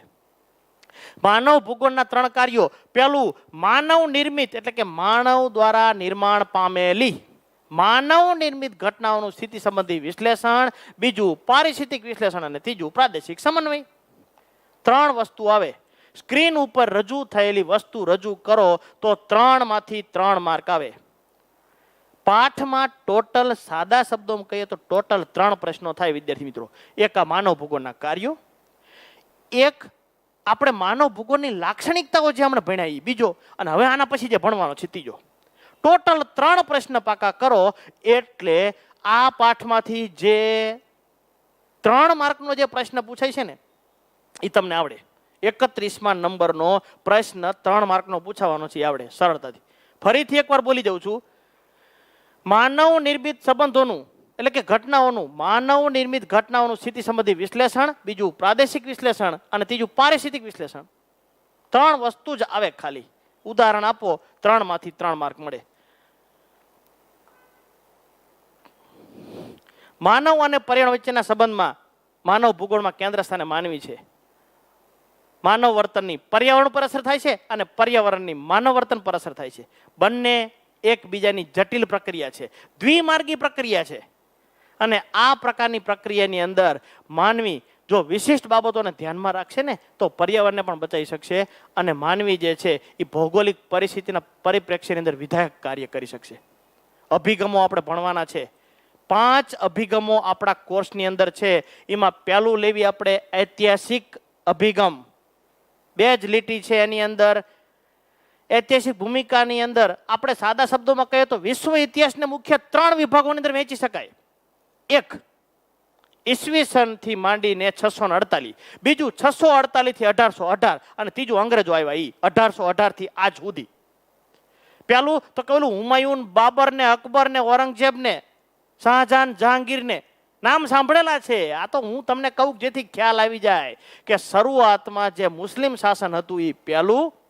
બીજું જે છે એ 648 થી 1818 મધ્યયુગ, અને અત્યારે 1818 થી માંડીને અત્યાર સુધી અંગ્રેજો આવ્યા. સર થોમસ રો 1815માં ભારતમાં પહેલો આવ્યો, અને ટેટ અંગ્રેજો જીયા, અને ત્યાર પછીનો કેટલોક વિકાસ આપણો થયો અત્યાર સુધી, આજ દિવસ સુધી, અને હજી થઈ રહ્યો છે. એ 3જો તબક્કો. બસ હવે 4થો તબક્કો નહીં આવે, જેથી આવે તેની વાત. તો એની અંદર ઇતિહાસની અંદર આવા પ્રકારની બાબતો નહોતી. અંગ્રેજો ભારત આવ્યા ને ત્યારે ભારત એક સોને કી ચીડિયા, સોનાની ચીડિયા તરીકે ઓળખાતું હતું. આપણું શોષણ કર્યું, અહીંથી બધું લઈ ગયા. અરે લઈ ગયા એનો વાંધો ને, અહીંથી ધાર્મિક પુસ્તકો પણ લઈ ગયા. અને એ આપણા ઋષિ મુનિઓએ તપોબળના સ્વરૂપે પ્રાપ્ત કરેલી કેટલીક વસ્તુ જે છે એ પણ લઈ ગયા. રામાયણ મહાભારત તો એક ઇતિહાસ બની ગયો, ઐતિહાસિક ઘટના પર આધારિત પરિસ્થિતિ જ રહી આપણા માટે ખાલી ફક્ત. આ અમેરિકા અને બીજા કેટલાક દેશો એવું કહે છે કે વિમાન અમે શોધ્યું. અરે 5.5 લાખ વર્ષ પહેલા રાવણ સીતાને પુષ્પક વિમાનની અંદર લઈ ગયો હતો, ત્યારે શું વિમાન નહોતું? આ અણુબોમ્બની વાત કરે છે. અર્જુન પાસે બ્રહ્માસ્ત્ર તો વર્ષો પહેલા હતું. કરો વિચાર. રેડિયોની વાત કરો, ટેલિવિઝનની વાત કરો. 1923 ની અંદર પહેલા રેડિયો શોધ્યો, ટીવી શોધ્યો, એમ કે છે આ બધા. તો શું સાચું? અરે આપણા વિશ્વામિત્ર વશિષ્ઠ તપોબળના પરિણામે જે છે એ કાર્ય કરતા હતા, એકબીજા સાથે વાતચીત કરતા હતા. શું આવું નહોતું? જરૂર હતું. ઇતિહાસ બદલી નાખ્યો છે. માનવ ભૂગોળ માનવી પર આધારિત પ્રવૃત્તિ તેદી પણ કરતા હતા અને આજે પણ કરે છે. માનવીના ઉદ્ભવથી માંડીને વર્તમાન સુધી પ્રાકૃતિક પર્યાવરણ સાથે સંબંધ જોવા મળે છે. તે દિવસે પણ સંબંધ હતો ને આજે પણ સંબંધ છે. કહેવાય છે કે રાવણે 10,000 વર્ષ સુધી તપ કર્યું, 20,000 વર્ષ સુધી જીવો. શું આ ઇતિહાસ સાચો છે? હા. એનો ખોરાક જુદો હતો, એની વર્તન રીતિ, જીવનશૈલી પણ જુદી હતી. આપણે આ ખોરાક ખાઈએ છીએ કેવા પ્રકારનો? આપણું આ શરીર શેના માટે બનેલું છે? ફળ, ફૂલ, દૂધ અને ફ્રૂટ ખાવા માટે બનેલું છે. આ તળેલી વસ્તુ, શેકેલી વસ્તુ, બાફેલી વસ્તુ, હોટડોગ, બર્ગર, પીઝા, પાણીપુરી ખાવા માટે બનેલું નથી. છતાં આપણે ખાઈએ છીએ, શરીર બગાડવી છીએ, અને વહેલા આપણે મૃત્યુ પામીએ છીએ. 60 વર્ષે, 70 વર્ષે, 80 વર્ષે. ખાવ એકવાર ટ્રાય કરો. ફક્ત દૂધ, આ કુદરતી પર્યાવરણમાંથી મળતી વસ્તુ જ ખાવાની, બસ બીજું કંઈ નહીં. ફળ, ફૂલ, દૂધ, ફ્રૂટ, સરળતાથી આપણે પણ એટલો વર્ષ જીવી શકવી. હવે તમે ઉદાહરણ લઈ લો એક. નવું કંપનીમાંથી મોટરસાયકલ લાવ્યો, હીરો હોન્ડાનું મોટરસાયકલ, એમાં તમે કેરોસીન નાખો તો એન્જિન કેટલા વાર સુધી હાલે? કહો હાલો. 1 વર્ષમાં પતી જાય એન્જિન. અને એમાં શુદ્ધ પેટ્રોલ નાખવામાં આવે તો સાહેબ 20 વર્ષ સુધી કંઈ ન થાય. બસ આમાં એવું જ છે. એ ઇતિહાસ અને આ ઇતિહાસ બંને સરખું જ છે. સાદા શબ્દોમાં કહીએ તો માનવીના ઉદ્ભવથી માંડીને વર્તમાન પરિસ્થિતિની અંદર ઘણું બધું પરિવર્તન આવ્યું. એ પરિવર્તન લાવવાવાળો વ્યક્તિ માણસ જ છે. સમજી લેજો, ફક્ત માણસ જ છે. એટલે વર્તન રીતિ, જીવનશૈલી, સામાજિક રિવાજો, આ બધી વસ્તુઓ જે છે એ જો વિધાયક દિશામાં જો નિર્માણ કરી હોય તો સરળતાથી કાર્ય કરી શકે.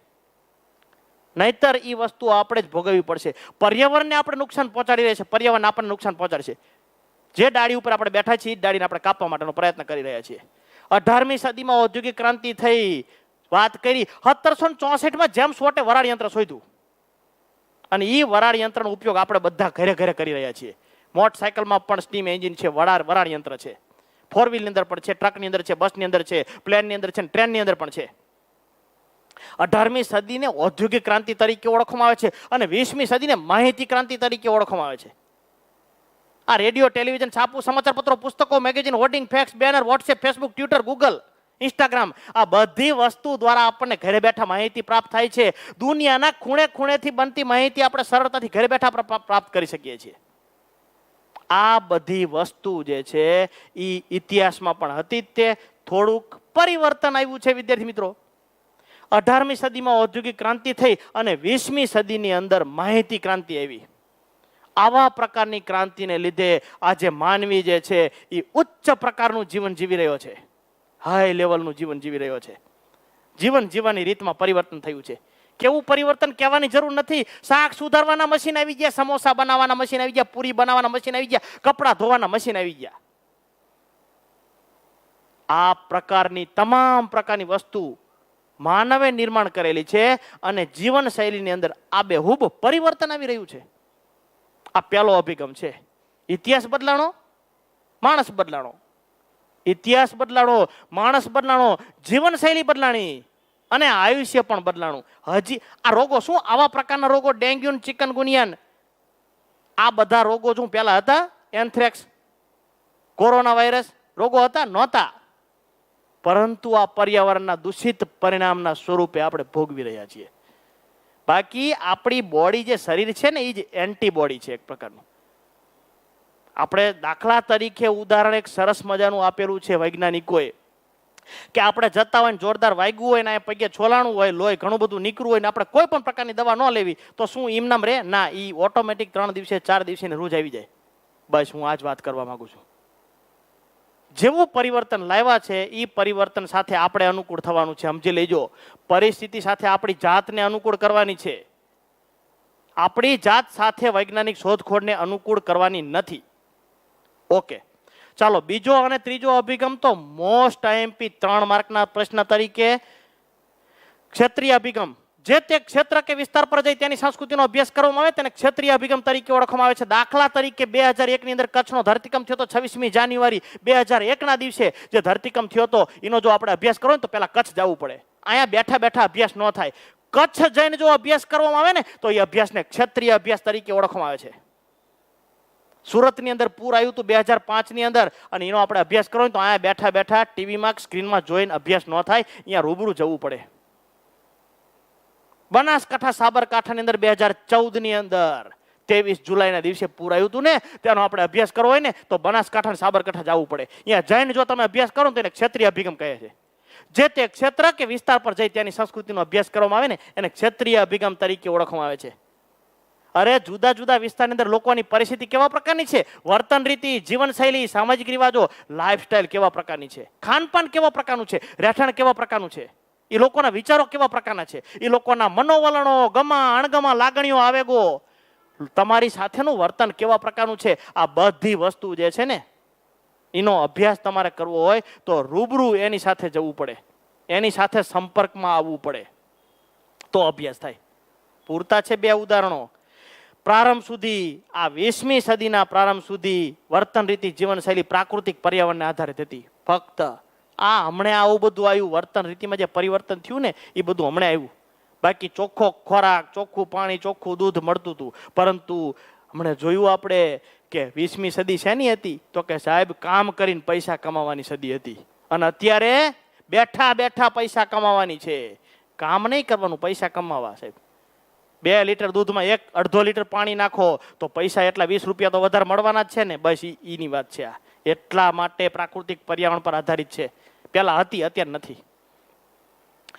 ત્રીજો અભિગમ પારિસ્થિતિક વિશ્લેષણ અભિગમ. પારિસ્થિતિક એટલે જુદા જુદા પ્રકારની પરિસ્થિતિનું વિશ્લેષણ કરીને તેનો જો અભ્યાસ કરવામાં આવે એને પારિસ્થિતિક વિશ્લેષણ તરીકે ઓળખવામાં આવે છે.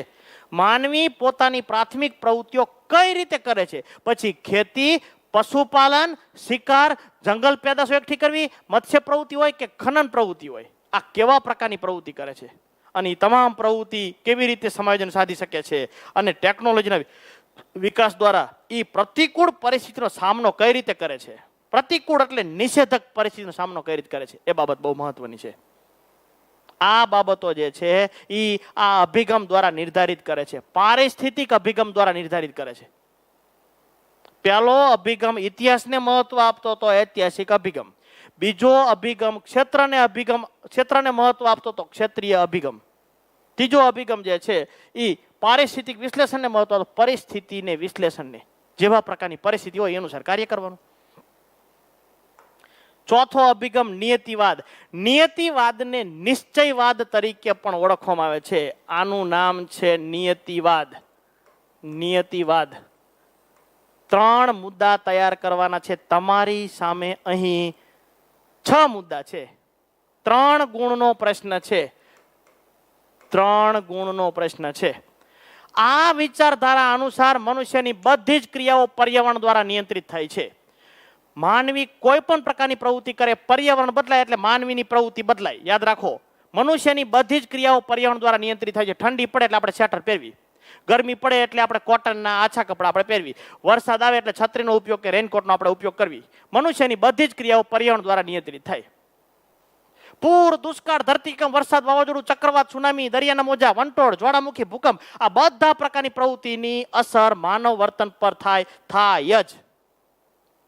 માનવ કુદરત કરતા ચડિયાતો નથી. કુદરતનો દુરુપયોગ કરવાનો એને કોઈ અધિકાર નથી. આપણે કુદરતના બાપા નથી. કુદરત આપણો બાપો 100%. પછી વૃક્ષ હોય કે પછી પાણી હોય. માનવ જીવન કુદરતથી અલગ નથી. 1 મિનિટ પણ આપણું જીવન ન હાલે. હાલે પાણી વગર? ન હાલે. ખોરાક વગર હાલે? ન હાલે. હવા વગર હાલે? ન હાલે. આ વિચારધારા મુજબ મનુષ્યની બધી જ ક્રિયાઓ પર્યાવરણ દ્વારા નિયંત્રિત થાય છે. વિકલ્પ વાળો પ્રશ્ન તમારા ચોપડીની અંદર આપેલો છે અને નવનીતની અંદર પણ કદાચ 5મા નંબરનો વિકલ્પ વાળો આપેલો છે. મનુષ્યની બધી જ ક્રિયાઓ પર્યાવરણ દ્વારા નિયંત્રિત થાય છે. આ કયો વાદ છે? નિયતિવાદ. ફરીથી, મનુષ્યની બધી જ ક્રિયાઓ પર્યાવરણ દ્વારા નિયંત્રિત થાય છે. કયો વાદ છે? નિશ્ચયવાદ. આ વિચારધારામાં ભગવાન પાસે એટલે કે કુદરત પાસે માનવી નિષ્ક્રિય છે. શું મોટો ધરતીકંપ થાય તો માણસ બધા ભેગા થાય તો ધરતીકંપને અટકાવી શકે? એનો જવાબ નામ આવે. મોટો પૂર આવે તો અરે નદી આડે બંધ બાંધી શકો, એ બંધને તોડી નાખે. ધરતીકંપ, સુનામી, મોટા મોટા સ્ટીમરને ઉલારીને ફેંકી દે. 1998-99માં કંડલાનું વાવાઝોડું આવ્યું હતું. કંડલાની અંદર, કચ્છની અંદર, ગાંધીધામથી 13 કિલોમીટર દૂર કંડલા બંદર જે આવેલું છે, કંડલા બંદરની અંદર વાવાઝોડું આવ્યું હતું. 178 કિલોમીટર ઝડપે પવન ફૂંકાણો હતો. અહીંયા જે નાના નાના હોડકા હોય અને ઓલી નાની નાની પતરાની કેબિન હોય ને એને ઉડાડીને 3 કિલોમીટર દૂર નાખી દીધી હતી. અને જેનો વજન 40 કિલો કરતા ઓછો હોય ને એવા માણસને પણ ઓલા પ્લાસ્ટિકના ઓલા જબલા ઉડે ને એવી રીતે નાખી દીધા હતા. પતરાને 3 કિલોમીટર ઉડાડી નાખી દીધા હતા. અને અમુક સમય પછી ખાલી 1 કલાક ને 28 મિનિટ પછી અહીંયા જ્યાં ને તો કોઈ નો કે અહીંયા કંડલાનું બંદર હતું. કુદરત પાસે માનવ જે છે ને નિષ્ક્રિય છે. કઈ નો આવે આપણું. 2 લીટી તો પૂરી થઈ જાય વિદ્યાર્થી મિત્રો. આ અભિગમ અનુસાર મનુષ્યની બધી જ ક્રિયાઓ પર્યાવરણ દ્વારા નિયંત્રિત થાય છે. કુદરત પાસે માણસ નિષ્ક્રિય છે. હિપોક્રેટિસ, આ એક હિપોક્રેટિસ વૈદ હતો. ગ્રીક દેશનો વૈદ હતો. પ્રાકૃતિક પર્યાવરણમાંથી જુદી જુદી દવાઓ બનાવતો હતો અને કોઈ પણ રોગોનો વિશ્વનો નિષ્ણાત કોઈ વૈદ હોય ને તો હિપોક્રેટિસ હતો. હિપોક્રેટિસ કોઈ પણ રોગ વનસ્પતિના પાંદડામાંથી અથવા રસમાંથી ગમે તે રોગને મટાડી શકતો હતો.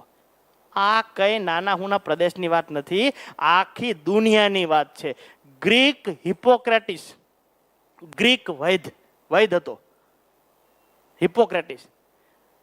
લક્ષ્મણને મોરસા આવી હતી અને હનુમાનજી જે જડીબુટી લેવાઈ ગયા હતા કોને કીધું હતું ખબર છે? સુષેણ વૈદ્ય કીધું હતું. સુષેણ વૈદ્ય પછી ડાયરેક્ટ આનો નંબર આવે છે, એટલે કંઈક તો હોય આમાં લાક્ષણિકતા સાહેબ. હિપોક્રેટિસ, એરિસ્ટોટલ આ ગ્રીક તત્વચિંતક, આ ગ્રીકના જ છે બધા, ગ્રીક દેશના. 2300 વર્ષ પહેલા, ઈસુના જન્મ પહેલા હતા.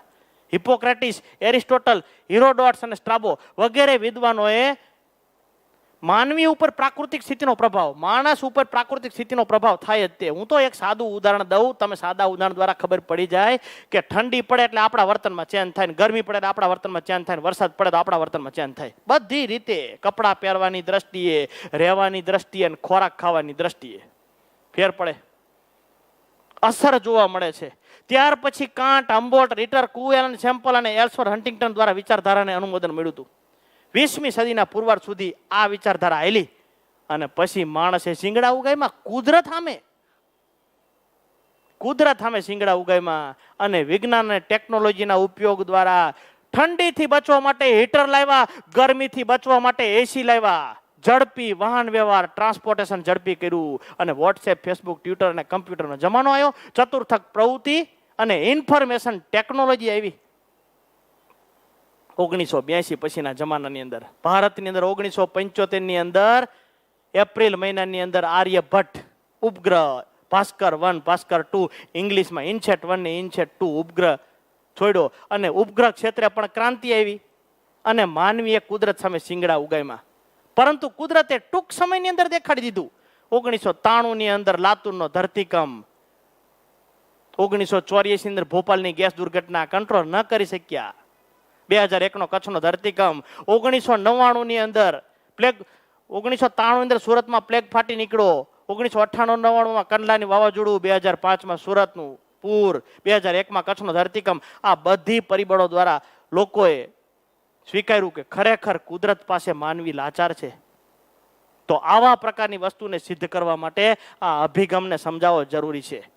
20મી સદીના પૂર્વાર્ધ સુધી વિચારધારા વિકસતી રહી. કુએલન, સેમ્પલ અને હન્ટિંગ્ટન એલ્સવર્થ જે છે એ વિચારધારાના પ્રખર સમર્થક હતા. કુએલન સેમ્પલ એટલે કે માનવ ભૂગોળની સમજૂતી આપનાર વ્યક્તિ, શરૂઆતમાં વ્યાખ્યા જોઈ હતી વિદ્યાર્થી મિત્રો. કુએલન સેમ્પલ અને એલ્સવર્થ હન્ટિંગ્ટન આ વિચારધારાના સમર્થક હતા. આ અભિગમથી તદ્દન વિરુદ્ધ અભિગમ એટલે સંભવવાદ. આ અભિગમમાં શું હતું? નિયતિવાદમાં શું હતું કે માણસ કરતા કુદરતી પરિબળ અથવા પ્રાકૃતિક પર્યાવરણ ચડિયાતું છે. પ્રાકૃતિક પર્યાવરણ પછી મનુષ્યનું કઈ ન આવે, પ્રાકૃતિક પર્યાવરણ પાસે મનુષ્યનું કઈ ન આવે, એવું હતું. હવે આ અભિગમ જે છે માણસને મહત્વ આપે છે, પ્રકૃતિની સરખામણીમાં માણસને વધારે મહત્વ આપે છે. ઓલા કરતા તમામ બાબતો જુદી, ખાલી ભૂગોળ વિદ્વાન નામ યાદ રાખવાના. ઓલામાં શું હતું કે મનુષ્યની બધી જ ક્રિયાઓ પર્યાવરણ દ્વારા નિયંત્રિત થાય છે. સંભવવાદ, શક્યતા છે સાહેબ, પર્યાવરણ સામે બાથ ભીડવાની શક્યતા છે. આપણે 1 કલાકની અંદર આજે આધુનિકરણ, ઔદ્યોગિકરણ, વિજ્ઞાન અને ટેકનોલોજીના જમાનાની અંદર માનવી એટલી બધી હરણફાળ ભરી છે કે ભારતની અંદર સવારે નાસ્તો કરીને નીકળેલો વ્યક્તિ જે છે ઓસ્ટ્રેલિયાની અંદર બપોરનું ભોજન કરે છે, ન્યુઝીલેન્ડની અંદર હાનનું વાળું કરે છે અને બાજુના બીજા એકાદા દેશની અંદર રાતે હુવે છે. આનો અર્થ શું વિદ્યાર્થી મિત્રો? તો આનો અર્થ એ થાય કે માણસ જે છે એક દિવસની અંદર 4 દેશો ફરી શકે છે. પ્રકૃતિની સરખામણીમાં માણસને વધારે મહત્વ આપ્યું છે. આપણે પર્યાવરણ સામે બાથ ભીડીને ટેકનોલોજી દ્વારા વ્યક્તિની વર્તન રીતિ અને જીવનશૈલીમાં પરિવર્તન લાવ્યું છે. માનવીને સક્રિય સ્વરૂપમાં જોવામાં આવે અને કોઈ પણ પ્રકારની બાબત જે છે એ સંભવિત છે, શક્ય છે. માનવી પરિવર્તન કરી શકે છે. કોઈ પણ પ્રકારની કુદરતી આપત્તિ આવે તો કુદરતી આપત્તિમાં થોડે ઘણે અંશે એનો સામનો કરી શકે છે, એવું આ અભિગમ કહે છે. પ્રકૃતિની સરખામણીમાં માણસને વધારે મહત્વ આપવામાં આવ્યું છે, માનવીને સક્રિય સ્વરૂપમાં જોવામાં આવે છે. સંભવવાદ શબ્દનો સર્વપ્રથમ ઉપયોગ કરનાર વ્યક્તિ કોણ હતો? લુસિયન ફાવર. ચાલો વિકલ્પ વાળો પ્રશ્ન અને એક વાક્યનો પ્રશ્ન. વિભાગ બી ની અંદર પ્રશ્ન છે, ઇમ્પોર્ટેન્ટ. વિભાગ બી ની અંદર એક વાક્યનો પ્રશ્ન. સંભવવાદ શબ્દનો સર્વપ્રથમ ઉપયોગ અથવા પ્રયોગ કોને કર્યો હતો? લુસિયન ફાવર. નામ અઘરું છે, વિદેશનું છે, પાકું કરવું પડશે ફરજિયાત. સંભવવાદ શબ્દનો સર્વપ્રથમ ઉપયોગ કોને કર્યો હતો? લુસિયન ફાવર. ત્યાર પછી વિડાલ દ લા બ્લાસ, એટલે કે દ એટલે ડી, વિદાલ દી લા બ્લાસ આ વિચારધારાનો વ્યવસ્થિત પ્રચાર કર્યો. અને સંભવવાદની વિચારધારા છે ત્યાર પછીના ઘણા બધા જુદા જુદા પ્રકારના વૈજ્ઞાનિકો, જુદા જુદા પ્રકારના ભૂગોળ વેતાઓ અને ભૂગોળ વેદોએ આની આલોચના કરી અને નિશ્ચયવાદની વિચારધારા, સંભવવાદી વિચારધારાને બેનો ભેગી કરી. હો, એટલે એવું નથી એમ કહે છે કે પ્રકૃતિની માનવ વર્તન ઉપર અસર થાય અને માનવ વર્તનની પર્યાવરણ ઉપર અસર થાય. બંને જો ભેગા થાય તો કોઈ પણ પ્રકારની પરિસ્થિતિ નિર્માણ કરી શકે. અને બંનેનો સમન્વય કરતી એક શાખા વિકસાવી, નવ નિયતિવાદની શાખા કોને વિકસાવી? ગ્રિફિથ ટેલરે. આ પેજની અંદર બે પ્રશ્નો ઇમ્પોર્ટન્ટ છે. બંને એક વાક્યના પ્રશ્નો છે. નવ નિયતિવાદ એટલે કે નિયતિવાદમાંથી એક નવી વિચારધારા બની. એ કઈ છે? તો કે સાહેબ સંભવવાદ અને નિયતિવાદ બે ભેગી થઈ જાય. નિયતિવાદ અને સંભવવાદ બંનેનો સમન્વય કરતી એક શાખા. હવે ડાયરેક્ટ પ્રશ્ન, નવ નિયતિવાદની વિચારધારા કોણે રજૂ કરી? નવ નિયતિવાદની વિચારધારા ગ્રિફિથ ટેલરે, સ લખ્યું છે અહીંયા, ગ્રિફિથ ટેલરે રજૂ કરી હતી. ઓકે, આ બે પ્રશ્નો જે રાઉન્ડ કર્યા છે એ બે પ્રશ્ન આપણે ઇમ્પોર્ટન્ટ છે નાના પ્રશ્ન તરીકે. સંભવવાદ શબ્દનો સૌ પ્રથમ ઉપયોગ અથવા પ્રયોગ કોને કર્યો? તો કે લુસિયન ફાવરે. હવે સંભવવાદ અને નિયતિવાદ બે વાદને ભેગા કરી નાખ્યા. માણસ વત્તા પ્રકૃતિ બરાબર સફળતા. નવ નિયતિવાદની વિચારધારા કોને કરી? તો કે ગ્રિફિથ ટેલરે. ઓકે, છેલ્લો અભિગમ વર્તનલક્ષી અભિગમ.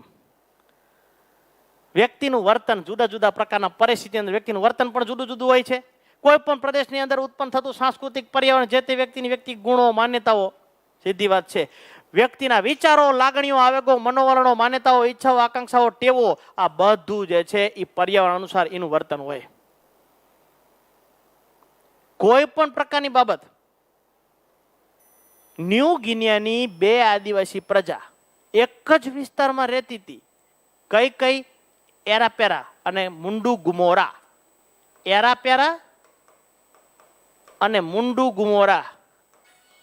મુંડુ ગુમોરા એ બે જુદા જુદા પ્રકારની હતી ને. એરાપેરા અને મુંડુ ગુમોરા નામની બે જાતિ ન્યૂ ગિનિયાની બે આદિવાસી પ્રજા એક જ વિસ્તારમાં રહેતી હતી. અને છતાં પણ એ વિસ્તારની આજુબાજુ એના જે લોકો જેવા પ્રકારનું વર્તન કરતા ને એવું વર્તન કરતા શીખી જઈ. દાખલા તરીકે એરાપેરા જાતિના લોકો જે વિસ્તારમાં રહેતા ને એ વિસ્તારના લોકો શાંત હતા, શરમાળ હતા અને એકબીજાને મદદરૂપ થવા વાળા હતા. તો આ લોકો પણ શાંત, શરમાળ, એકબીજાને મદદરૂપ થવા વાળા થયા. જ્યારે મુંડુ ગુમારા જાતિના લોકો એકદમ ઝઘડાખોર હતા, બાઝકણા હતા, ઉગ્ર સ્વભાવવાળા અને ક્રોધી સ્વભાવવાળા હતા. શું કામ? એવા પ્રકારના વર્તનની અસરીના વર્તન ઉપર થઈ. કાળિયા હારે ધોરિયો બળદમાં તો કલર નો આવે, શાન સમજણ આવી જાય. બાપ એવા બેટા ને વડ એવા ટેટા. સાહેબ આજુબાજુની પરિસ્થિતિમાં જો અપશબ્દો બોલાતા હોય, ગાયડું બોલાતી હોય, એની પણ અસરીના વર્તન ઉપર થાય જ તે. ન થાય એવું ન થાય. અને આજુબાજુ જે છે એના નાના બાળકો માતા પિતાને પગે લાગતા હોય, વિનય વિવેકથી વર્તતા હોય તો આની અંદર પણ એવા પ્રકારના લક્ષણો આવે જ તે 100%. વર્તનની અસરીના વર્તન ઉપર થાય છે. કોઈ પણ પ્રદેશની ભૌગોલિક પરિસ્થિતિની અસર ત્યાં રહેનારા લોકો ઉપર અસર થાય જ છે. ન થાય એવું બને નહીં, થાય જ. તો માનવ કલ્યાણલક્ષી અભિગમ, છેલ્લો અભિગમ માનવ કલ્યાણલક્ષી અભિગમ. ગરીબી, બેકારી, આ દુનિયાની અંદર રહેનારા બધા લોકો એક સરખા આર્થિક રીતે સદ્ધર અથવા બુદ્ધિની દ્રષ્ટિએ અથવા કામ ધંધા, નોકરી ધંધાની દ્રષ્ટિએ એક જ સરખા નથી. અમુકનો પગાર વધારે છે, અમુકનો પગાર ઓછો છે. અમુક જે છે ઈ અમુકની આવક વધુ, અમુકની આવક ઓછી છે. આર્થિક રીતે સદ્ધરતાની દ્રષ્ટિએ વાત કરો, વિચારોની દ્રષ્ટિએ વાત કરો, બુદ્ધિની દ્રષ્ટિએ અમુકની બુદ્ધિ વધુ હોય, અમુકની બુદ્ધિ ઓછી હોય. કામ ધંધાની વાત કરો, અમુકને કામ પૂરતા પ્રમાણ મળે છે, અમુકને મળતું નથી, અમુક બેકાર છે. ગરીબી, બેકારી, ભ્રષ્ટાચાર, લાંચ રૂશ્વત, હિંસા, મારામારી, લૂંટફાટ, આક્રમકતા, આવા પ્રકારના પરિસ્થિતિથી બચીને લોકોને બચાવે એવા પ્રકારની એક પણ શાખા છે માનવ કલ્યાણલક્ષી અભિગમ. જે લોકો ગરીબ હોય એને સહાય કરવા વાળી, બેકાર હોય એને થોડી ઘણી ટેકો આપવાવાળા, હિંસા મારામારી લૂંટફાટ આક્રમકતા, આ લશ્કરના સૈન્યો કે પોલીસ જે છે એને એક પ્રકારનું બળ પૂરું પાડે છે. આગળ જેવી છે બીજું ઉદાહરણ આના કરતાં પણ સારું છે. અનાથાશ્રમ, વૃદ્ધાશ્રમ અને બાળ સંભાળ કેન્દ્રો જે જોવા મળે છે ને, એ શું કામ કરે છે? તો કે જેના આ દુનિયામાં જેનું કોઈ નથી સાહેબ, એ અનાથ છે હાવ, એને હાચવવાળું કોણ? તો કે કોઈ નહીં. એના માટે માણસે એક કલ્યાણકારી અભિગમ ઊભો કર્યો છે. એને એક સંસ્થા બહાર પડી છે, જેનું કોઈ ન હોય ને એની આ સંસ્થા છે. અને આ ખાવા પીવાની, રહેવાની, કપડાની તમામ પ્રકારની સગવડો પૂરી પાડી અનાથ આશ્રમ કહેવાય. જેના દીકરાની વહુને કોઈ સાચવતું નથી એવા લોકો માટે પણ એક સંસ્થા બનાવી છે, વૃદ્ધાશ્રમ. નથી સાચવતા તો આને સાચવવાળું કોણ? ઉંમર થઈ ગઈ છે, એની શક્તિ ક્ષીણ થઈ ગઈ છે, આંખ કાન નાક જેવા પ્રકારની વસ્તુ જે છે એ ક્ષીણ થઈ ગઈ છે, શરીરના કોષો નાશ થઈ ગયા, જાય તે કામ કરી શકતા નથી. એ માતા પિતાના દીકરાઓને સાચવતા નથી તો એક પ્રકારનું વૃદ્ધાશ્રમ. અને અહીંયા વૃદ્ધો રહી શકે, એને ટેકો આપે, સાથ આપે, સમર્થન આપે, ખાવા પીવાની, રહેવાની, મજા કરવાની, એ બધી સગવડ હોય. અનાથ આશ્રમની વાત કરો, વૃદ્ધાશ્રમની વાત કરો, બાળ સંભાળ કેન્દ્રોની વાત કરો. નાના બાળકો લગ્ન પૂર્વે જન્મ થઈ ગયો હોય, બાળકને તેજી દીધું હોય, કર્ણને જેવી રીતે તેજી દીધું હોય, એ બાળકના રાખવાવાળું કોણ? એટલા માટે બાળ સંભાળ કેન્દ્રો અસ્તિત્વમાં આવ્યા છે. એ માનવનું કલ્યાણ કરનારી સંસ્થા હોવાથી એને માનવ કલ્યાણ લક્ષી અભિગમ તરીકે ઓળખવામાં આવે છે. અનાથાશ્રમ, વૃદ્ધાશ્રમ, બાળ સંભાળ કેન્દ્ર, આ બધી સંસ્થાઓ છે ને એ માનવનું કલ્યાણ કરનારી સંસ્થાઓ છે. એક પ્રકારનો અભિગમ છે, એક પ્રકારનો. એવી જ રીતે ગરીબી, બેકારી, ભ્રષ્ટાચાર, લાંચરુશ્વત, વ્યભિચાર, દેહ વેપાર, આ બધી હિંસા મારામારી લૂંટફાટ આક્રમકતા, એ પ્રકારની વસ્તુમાં પણ કોઈ વ્યક્તિ બ્લેકમેલ કરતો હોય, કોઈ વ્યક્તિ ઉપર હુમલો કરતો હોય, ચોરી થઈ હોય, એ બધી માટે સગવડો કરી છે માનવીએ અનેક પ્રકારની. પોલીસ સ્ટેશન નામ નોંધાઈ દો, શોધ કરીને એ લોકો વીમો, ગમે મોટી કંપની હોય, કંપનીમાં આગ લાગી હતી 1983-84 ભોપાલની અંદર, કઈ વાંધો નહીં, ભલે આગ લાગી, વીમો છે અમારે 3 કરોડ રૂપિયાનો, પાકે અમુક ટકા, જે તે ટકા છે. એ શું છે? કલ્યાણકારી અભિગમ છે એક પ્રકારનો. અને છેલ્લે આ પ્રકારના અભિગમની અંદર વ્યક્તિને પ્રાથમિક જરૂરિયાતો સરળતાથી મળી શકે એવા પ્રકારને અભિગમને માનવ કલ્યાણલક્ષી અભિગમ તરીકે ઓળખવામાં આવે છે. અને છેલ્લે આપણે જોઈએ તો માનવ ભૂગોળના અભિગમોની તુલના એટલે કે સરખામણી. માનવ ભૂગોળના જુદા જુદા પ્રકારના અભિગમો ભણ્યા, એની અંદર એક અભિગમ એવો હતો પ્રાદેશિક અભિગમ, પરિસ્થિતિને મહત્વ આપતો હતો. એક અભિગમ એવો હતો કે જે ક્ષેત્રને મહત્વ આપતો, જે તે ક્ષેત્ર કે વિસ્તાર પર ત્યાંની સંસ્કૃતિનો અભ્યાસ કરવાનો અભિગમ. એક અભિગમ એવો હતો કે માનવી કરતા પ્રકૃતિને વધારે મહત્વ હતો, મનુષ્યની બધી જ ક્રિયાઓ પર્યાવરણ દ્વારા નિયંત્રિત થાય છે એવું મહત્વ આપતો હતો. એક અભિગમ માણસને મહત્વ આપતો હતો, એક અભિગમ જે છે એ વર્તનને મહત્વ આપતો હતો, એક અભિગમ માણસના કલ્યાણને મહત્વ આપતો હતો. નિશ્ચયવાદી એમ કહેતો હતો કે મનુષ્યની બધી જ ક્રિયાઓ પર્યાવરણ દ્વારા નિયંત્રિત થાય છે, પર્યાવરણને મહત્વ આપે છે. સંભવવાદી વિચારધારા વાળો અભિગમ જે છે એ માણસને વધારે મહત્વ આપતો હતો. ક્ષેત્રીય અભિગમ જે તે ક્ષેત્ર કે વિસ્તાર પર ત્યાંનો અભ્યાસ કરવાની બાબતને વધારે મહત્વ આપતો હતો. માનવીની સર્જન શક્તિને આધારે એની અંદર રહેલા કેન્દ્રીય અને ક્રિયાશીલ ભૂમિકા કે ગુણોને વધારે મહત્વ આપે છે. ઐતિહાસિક અભિગમ ઇતિહાસને મહત્વ આપતો હતો. અને માનવ કલ્યાણલક્ષી અભિગમ માનવીની કલ્યાણકીય બાબતોને મહત્વ આપતો હતો. તો સાદા શબ્દોમાં કહીએ તો પ્રાકૃતિક નિયમોનું પાલન કરવાથી મનુષ્ય પ્રકૃતિ ઉપર વિજય મેળવી શકશે. એ સંભવવાદી વિચારધારા છે.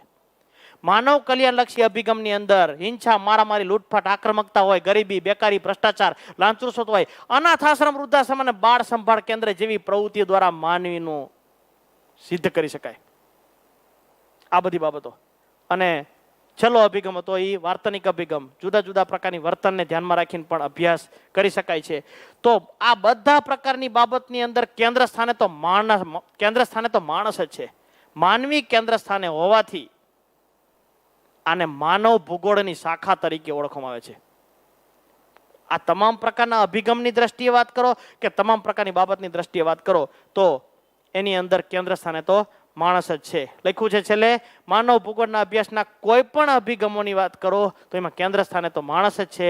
અને માણસને કેન્દ્રમાં રાખીને માનવીના ઘર તરીકે પૃથ્વીનો અભ્યાસ કરનારું, દિશા સૂચન કરનારી એક શાખા હોય તો એક માનવ ભૂગોળની શાખા છે.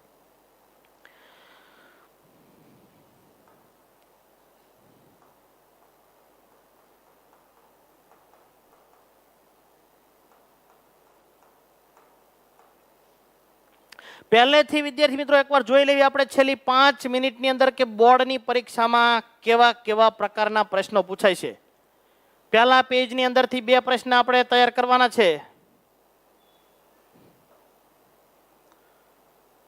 2 પ્રકારના પ્રશ્નો કરવાના છે. 1, ભૂગોળનું જ્ઞાન કયા 2 અભિગમથી પ્રાપ્ત કરી શકાય છે? ભૂગોળનું જ્ઞાન 2 અભિગમથી પ્રાપ્ત કરી શકાય છે. એક પદ્ધતિસર અને બીજું પ્રાદેશિક. પ્રશ્ન પહેલો આ પેજમાંથી. એક બીજો, પદ્ધતિસરની વિષય શાખા કઈ છે? માનવ ભૂગોળ. માનવ ભૂગોળ પદ્ધતિસરની વિષય શાખા છે. આ પેજમાં 2 પ્રશ્ન પાકા કરવાના છે. ફરીથી, ભૂગોળનું જ્ઞાન કયા 2 અભિગમથી પ્રાપ્ત કરી શકાય છે? પદ્ધતિસર અને પ્રાદેશિક. પહેલો પ્રશ્ન 1 વાક્યનો. ચાલો વિકલ્પ વાળો પ્રશ્ન, પદ્ધતિસરની વિષય શાખા કઈ છે? પદ્ધતિસરની વિષય શાખા માનવ ભૂગોળ છે. ચાલો ત્રીજો પ્રશ્ન, સંશોધન યુગ કોને કહે છે? 15મી સદીના ઉત્તરાર્ધથી 18મી સદી સુધીના સમયગાળાને સંશોધન યુગ કહે છે. ત્રીજો પ્રશ્ન 1 વાક્યનો છે. વિભાગ બી માં આ પ્રશ્ન છે. એ વિભાગ બી ની અંદર પ્રશ્ન છે.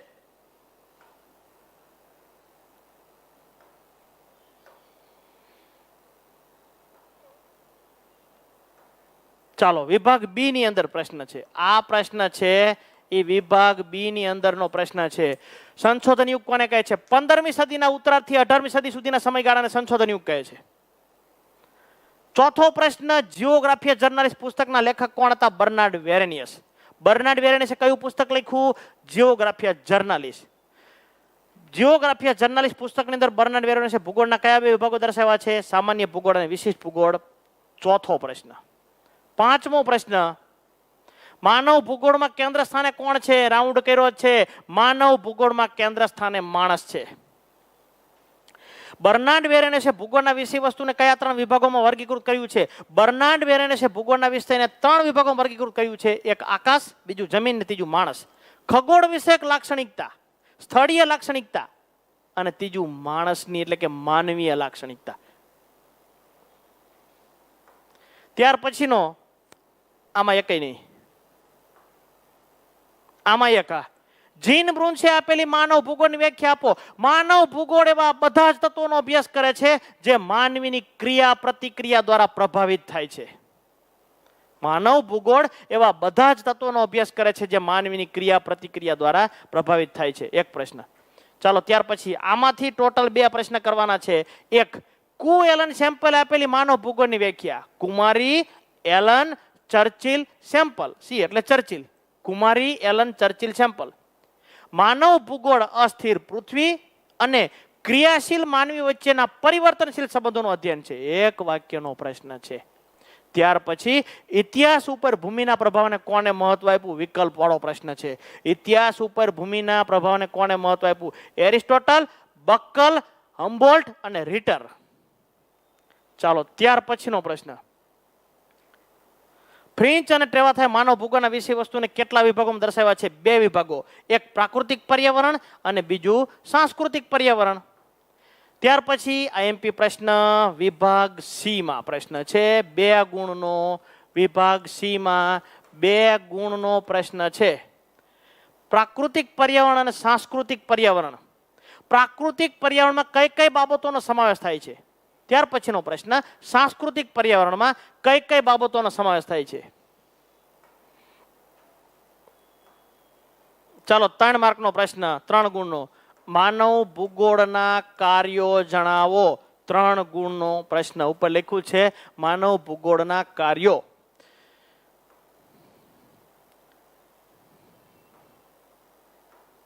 ચાલો નિયતિવાદ 3 ગુણનો લખ્યું છે અહીંયા. 3 ગુણનો પ્રશ્ન, નિયતિવાદ, નિશ્ચયવાદ. આમાંથી વિકલ્પ વાળો પ્રશ્ન પૂછાય છે. એક વિકલ્પ વાળો પ્રશ્ન વિભાગ ઈ. વિભાગ એ ની અંદર પ્રશ્ન પૂછાય છે.